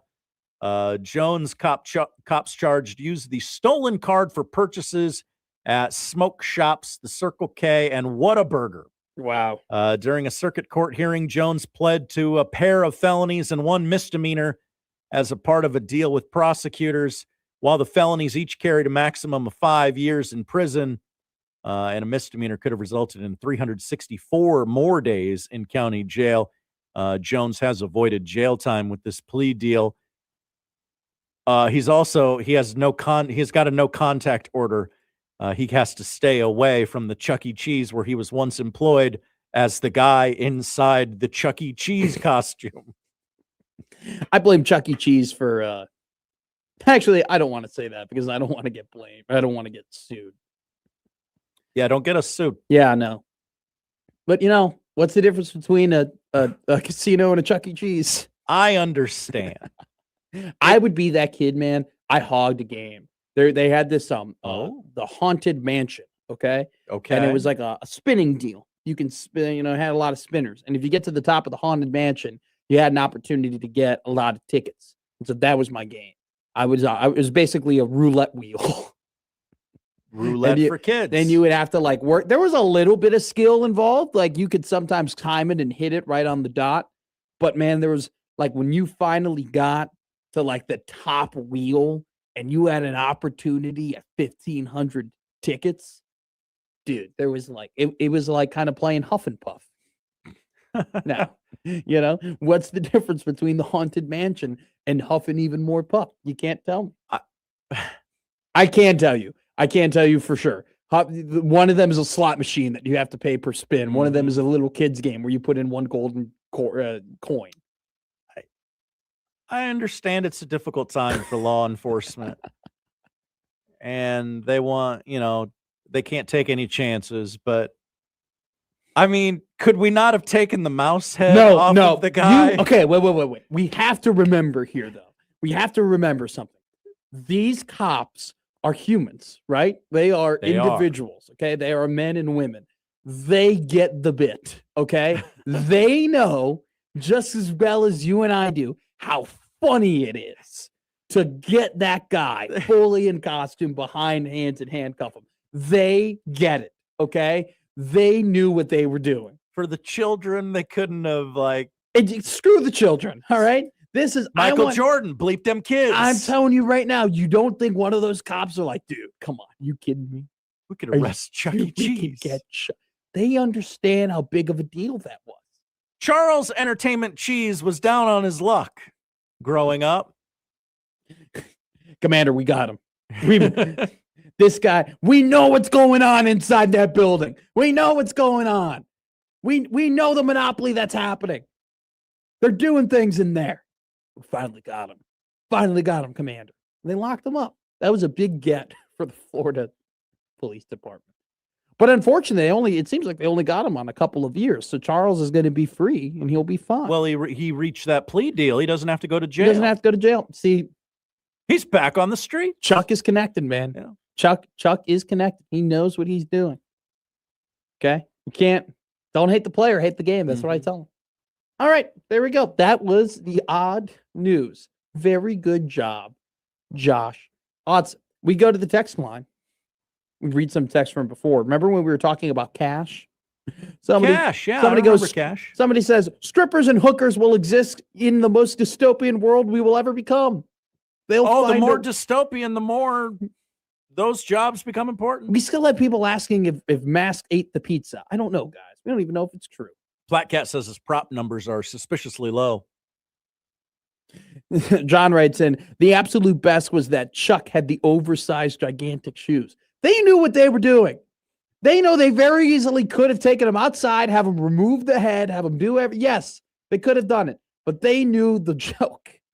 I guess what's more traumatizing for the children, seeing Chuck E. Cheese get arrested or seeing Chuck E. Cheese without a head? No, just seeing Chuck E. Cheese was traumatic in itself. That's a lot of kids' first, what are they? Mascot. Mm-hmm. By the way, the Pittsburgh Steelers the Pittsburgh Steelers have gone ahead and announced Mike McCarthy officially as the head coach. He's now doing a press conference. He was asked if he'd like Aaron Rodgers back. He said, no, I'd rather go to Chuck E. Cheese. He goes, definitely. I don't see why you wouldn't. I know why I wouldn't. Because he's a pain in the ass. I've watched him play. And he's old. And he's not going to win a Super Bowl for you. And he has a fake wife. Okay, we don't know about that. I'm ready to rule. She ain't real. Andy Katz has dropped his new bracket predictions for the NCAA tournament in the Midwest region. Nebraska, a number 1 seed, taking on Merrimack. And then the 9 seed on the other side would be SMU. And guess who they would be playing? Texas A&M. UCF. Because why? I knew it was one of the two. Why wouldn't UCF, by the way, beat Kansas earlier in the year? That win looking better for them as things continue on. All righty. Got to watch out for Joe Gallo and them boys at Merrimack. Who? What? Joe Gallo, coach of Merrimack. Okay. Why do you know that? I Googled it. Good job. What random ass mid-major college basketball team will Nebraska have to slightly worry about?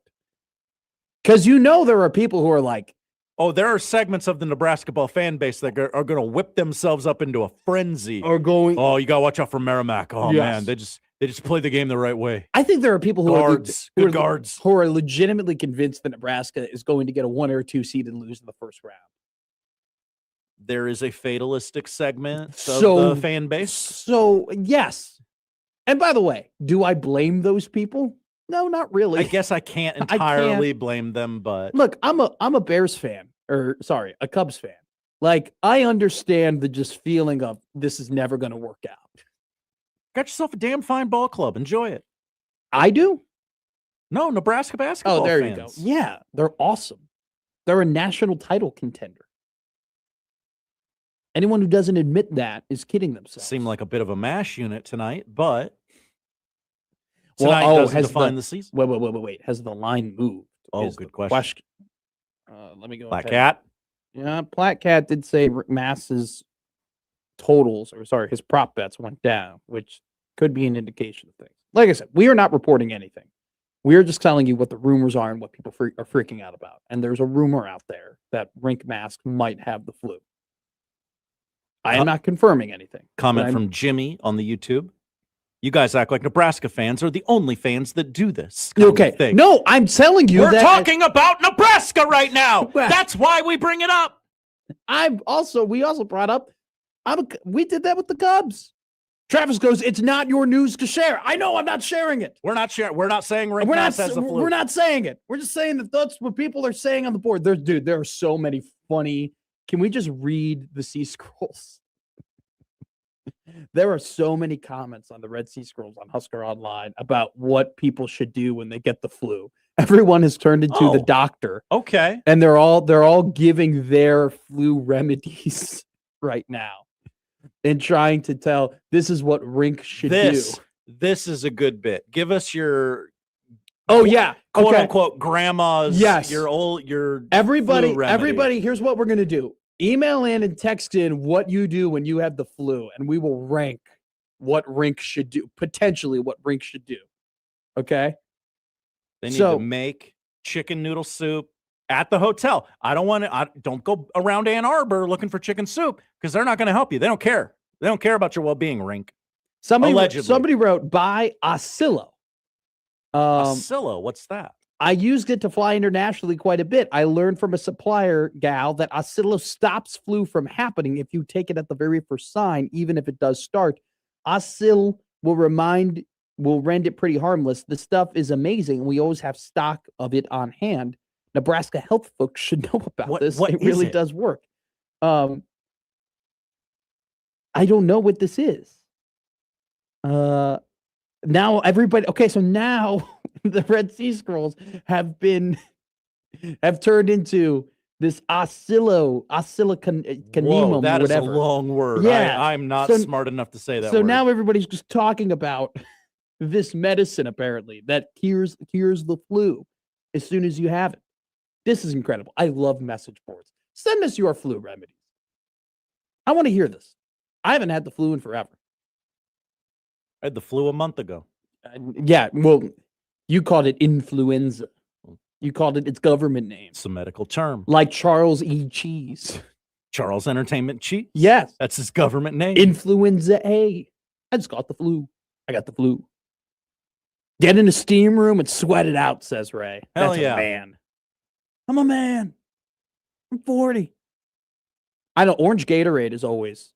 Are you a Gatorade guy? Yes. I tell people all the time, you can tell my mood by what Gatorade I'm drinking. There's a meme out there that I forget which color was which, but it was so yellow is this is true. Yellow's medicinal Gatorade. No. Blue is best for flavor. Fruit punch is best when it's hot outside. No. So if you're tired, like if you're doing physical activity, it's yellow Gatorade. Okay. If you are like sick, okay, if you're just sick, you're going ahead and like you're having orange Gatorade. Orange Gatorade for being sick, yellow Gatorade for doing physical activity, red Gatorade for the summer. Just if it's the summer, I'm on red Gatorade. And for just regular all year round taste, white Gatorade, which is glacier cherry, and light blue Gatorade, which is like glacial freeze. Dark blue Gatorade, I'm out on. Done with dark blue. I used to love dark blue when I was a kid. Too sugary. I've grown up. Sugar doesn't cure everything. We're not Mary Poppins in this son of a gun, you know? Picking up when I'm dropping down. I hear you. I hear you talking. All right, coming up next, we're gonna continue our college basketball talk. Hopefully we'll get some flu remedies in and we can share them to the world. Just because it's going around, not because of any one flu victim in particular. No, nothing to do with that. Just rumors. We're not reporting anything. We are not reporting anything. Do not call me tonight, Fred Hoiberg. Stop. We're just telling you a rumor. I have plans. I do too. All right, Middays with Matt. Keeping it going here on 1620 The Zone.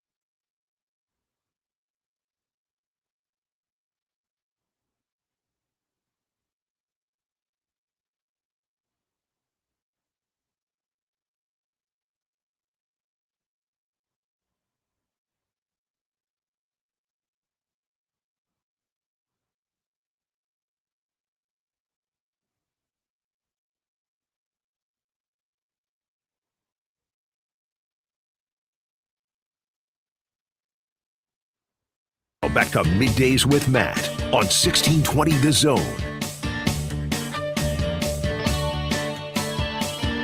All right, the Jets are firing their offensive coordinator, Tanner Engstrand, after one season.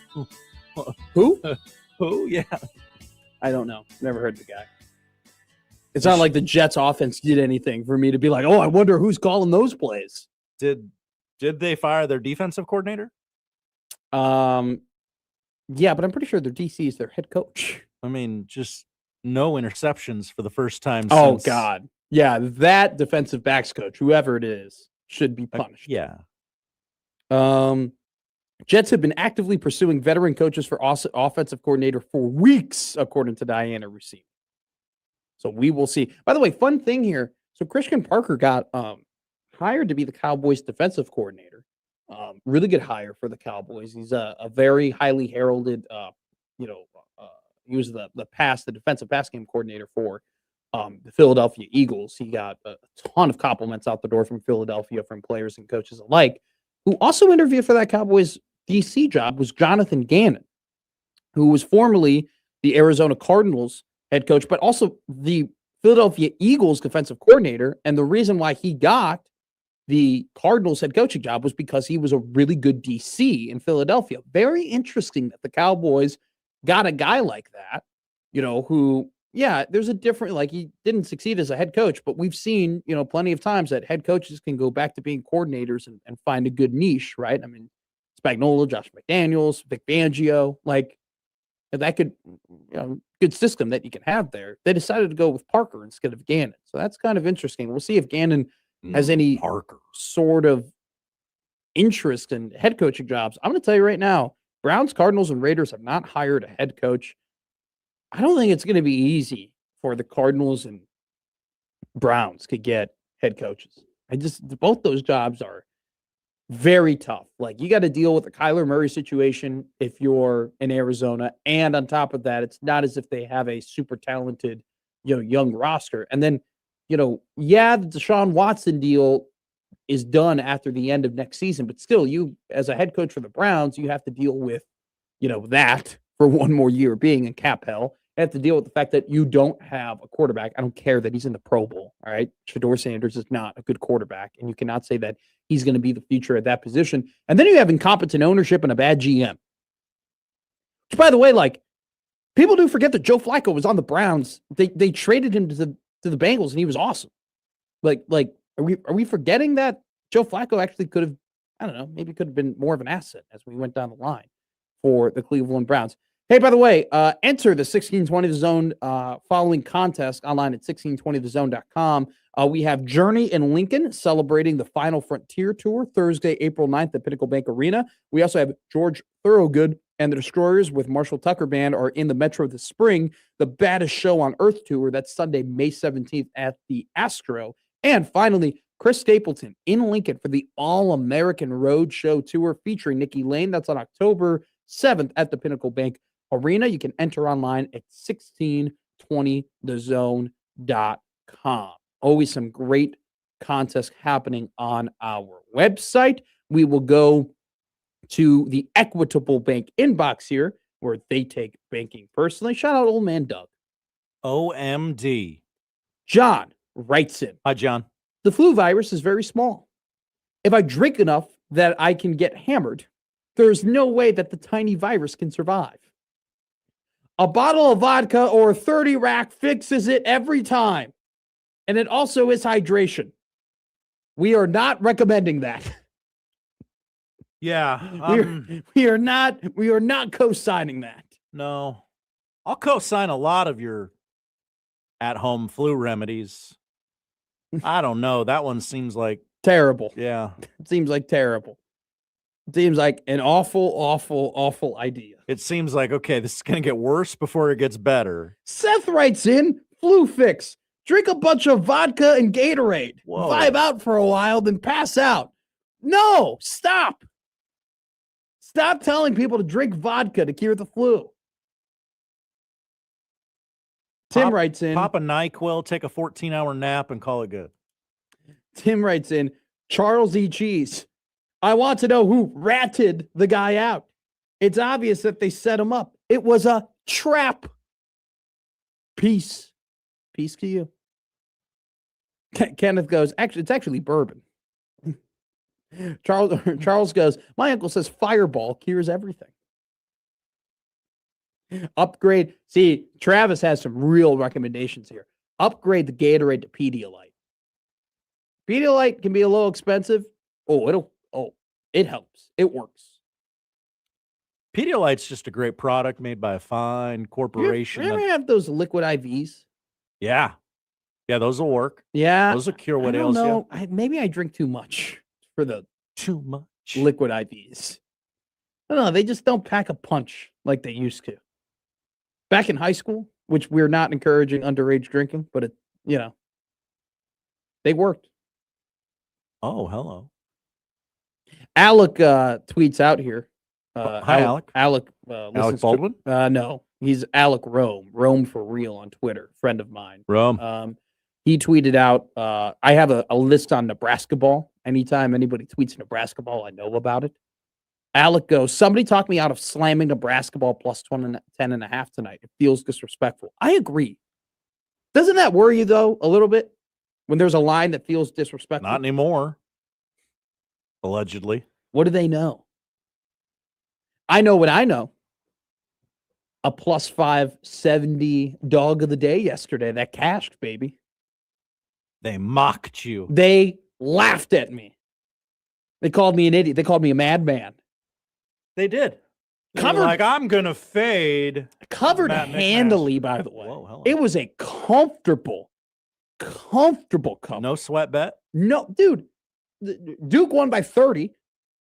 Penn State made it a game at the very end against Ohio State, and Arizona was in control of that game from buzzer to bell. It was incredible stuff. Jimmy writes in, is Matt a Nebrasketball guy or Illinois/Northwestern guy? Guys, I went to the University of Nebraska. Come on, where did I graduate? What are we doing here? It's going to be a great game, man. I'm so excited. First time in school history that Nebraska basketball will play a top 5 matchup ever. It's only the 12th. But at what cost, Matt? He might have the flu. He might have it. We don't have an official report. Is it the kind you play through, or is it the kind that costs? See, that's a great, because I've played on the flu before in hockey. I did score a goal. No big deal. Hello. But there definitely is the type of flu where it's like, there is no way I'd be able to do physical activity. Now, I have noticed sometimes I'm not a medical professional. I haven't been able. I can't really speak on it. John writes in, Vers used to pack a Pedialyte for his annual trip to the Cubs opener. Pedialyte is legit. Hello. That's a Pedialyte works, man. Pedialyte works. That's good stuff made by a fine company that I have stock in. Which, obviously, Vers went to Paisans for the first time on Sunday with Austin Jacobson. Was able to meet Vers' sister Megan. Was there Pedialyte on tap? No. Now that's they do have Coors Light on tap over at Paisans, but I was able to meet Vers' sister Megan and her husband Ben. Awesome people, awesome people. Paisans, best pizza I've had in Omaha. I'm serious. I've had about 5 different pizza places in Omaha. Paisans, top dog right now. I'm glad you got in there. That's a jaunt for you. It is. It's like 20 minutes. But I'm glad you did. I'll tell you though, if like, have you ever been to places that you travel a little far for and you're like, God dang it, if this was closer, like I'd be here all the time. Every day. Dude. Is it the office for you? Yeah. Charles goes, the smelly hockey gloves give you an immunity to most controversial viruses. That is true. A little something to that. Kind of goes, what other pizza joints have you been to? You know what? I like Frank's in the Capital District. Frank's Pizza. Like it's a New York style type of slice. I like Frank's. And then there's I've been to Lighthouse over by 78th area. Mm-hmm. Big slices at Lighthouse. Yeah. Dig it though. I had their like like New England clam chowder type deal, like pizza. Like I had like a cream sauce. It was really good. Whoa. It was big. A little too big for me. Damn it. Don't mark that. Wouldn't if I. Don't worry. Wouldn't I dream just of it. Josh Peterson just in the back of my head popped in, being like, "Mark that down, Nick. Mark that down. Mark it, Nick." So we never play it again. Never to be heard from again. Oh, Pedro writes in, "Hi guys, if you're sick with a hangover, you can get an IV to treat the hangover and feel great afterwards. I don't know if they have something for the flu. I would think they do. Just a rumor, not our story. We're not reporting." Coming up next, what is our story to tell is what you're going to watch tonight and what I'm going to bet on tonight. Here on Middays with Matt on 1620 The Zone. Middays with Matt on 1620 The Zone.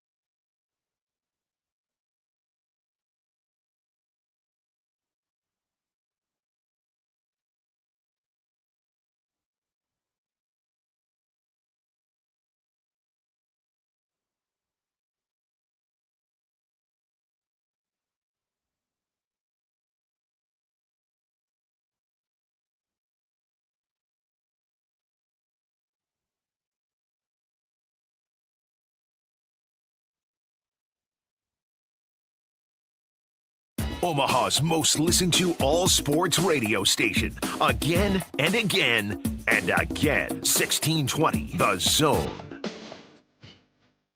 Now back to Middays with Matt on 1620 The Zone.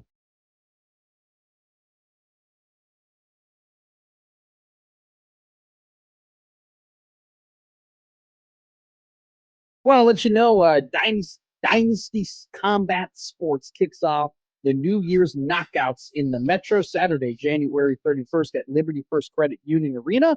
Omaha legend Houston Alexander steps back into the spotlight to face six-time bare-knuckle veteran Brandon Boss Hog Johnson in a bare-knuckle clash. The co-main event features Omaha's own Alonzo Martinez squaring off against bare-knuckle fighting championship veteran Omaha local. Dionisio Ramirez. Dionisio Ramirez. And who needs a pronouncer? Well, I am Latin. Mm-hmm. That is a fact. I am Cuban. Dionisio Ramirez. That's a great name. That's a great fighting name, too. Listen all week to Middays with Matt for a chance to weigh your win to the fight. We do have some tickets to give out that we will be giving out throughout the week. So stay tuned in here if you want to see some bare knuckle boxing in the New Year's knockouts in the Metro, which is Saturday, January 1st at Liberty First Credit Union. It's the last segment of the day. You know what that means, Josh Hodson. What are we watching, my man? Well, we're watching a game that most definitely matters. Number 5, Nebraska. No, Randy said it didn't. Well, I love Randy, but he was dead ass wrong. Number 3, Michigan hosts the undefeated Huskers. 6 o'clock on Peacock. Sit down with your children and make them watch Rinkmast's alleged flu game. Alleged. And imagine thinking Nebraska needs to lose that game. Boy, that's a take. Missouri at number 23, Alabama, 7 o'clock on SEC Network. Number 12, Purdue is at Indiana, 8 o'clock on Peacock. Kentucky at number 18, Vanderbilt, 8 o'clock on ESPN. And at 8:30 on TNT, it's Creighton at Marquette. Coverage beginning right here on 1620 The Zone. At 7 o'clock, John Bishop takes you inside Milwaukee at 8 o'clock on 1019 The Keg. NBA on NBC, Bucks Sixers at 7 o'clock. And then on Peacock, Clippers Jazz at 9 o'clock. Woof. NHL on Hulu tonight, Stars and Blues at 7. Coming up in 2.5 hours on Big Ten Network, it's the Big Ten football schedule release party. Oh, I forgot about that. I didn't mention that today. It's coming. ESPN 2 at 8 o'clock has the Australian Open quarterfinals. And finally tonight on Disney Plus, the series premiere of Wonder Man, the latest Marvel television show. An aspiring actor crosses paths with a washed-up performer, Ben Kingsley from Iron Man 2, as both pursue roles in a superhero remake. Yeah, I don't know if that really interests me all that much, if I'm being honest with you. I will try it. I liked the Mandarin character from I Iron do Man too. 2. I do. Well, I mean, for what it was, I like it. Yeah. I don't like that it existed. I don't know why this is a thing that we're doing, but sure, I'll give it a try. Okay. Probably not tonight, though. I'm going to take a sucker's bet for Talk of the Day. You're going to do it, aren't you? No, not that. Oh. I know better to do this because I've been following this team all season, and it's been a bit of a mess all year, and the stories around them haven't been the type that you want. But at the end of the day, they still are. They're still incredibly talented, and they're playing a team that isn't playing their best basketball. They've lost 3 of their last 4 games, but yet we still have to respect what they did earlier in the year. Kentucky goes on the road to play Vanderbilt tonight. What's the line? The line is plus 6.5 for Kentucky, plus 250 for the Wildcats to beat the Commodores. I don't know, man. I've watched this Kentucky team. It gets real dicey at times. They also turn on the faucet just randomly because they're wildly talented and they're worth $20 million. I don't think a shellacking of Mississippi State from Vanderbilt is going to make me unsee the previous 3 games, which was a loss to Arkansas, Arkansas, Florida, and Texas. I watched 2 of those games. No Gouda. If Kentucky can get to the hoop, they're going to win tonight. I think they can. Plus 250. Give me the Cats over the Commodores. Alrighty. Big night of hoops. 6 o'clock. Nebraska basketball. Biggest game in program history at 8:30. Creighton takes on Marquette in Milwaukee. I'll be on the air in about 10 hours talking about the Blue Jays game. I almost said win. Game against the Golden Eagles. We don't know if they've won yet. Wink, wink. All right. Coming up next, the crossover with Unsportsmanlike Conduct here on 1620 The Zone.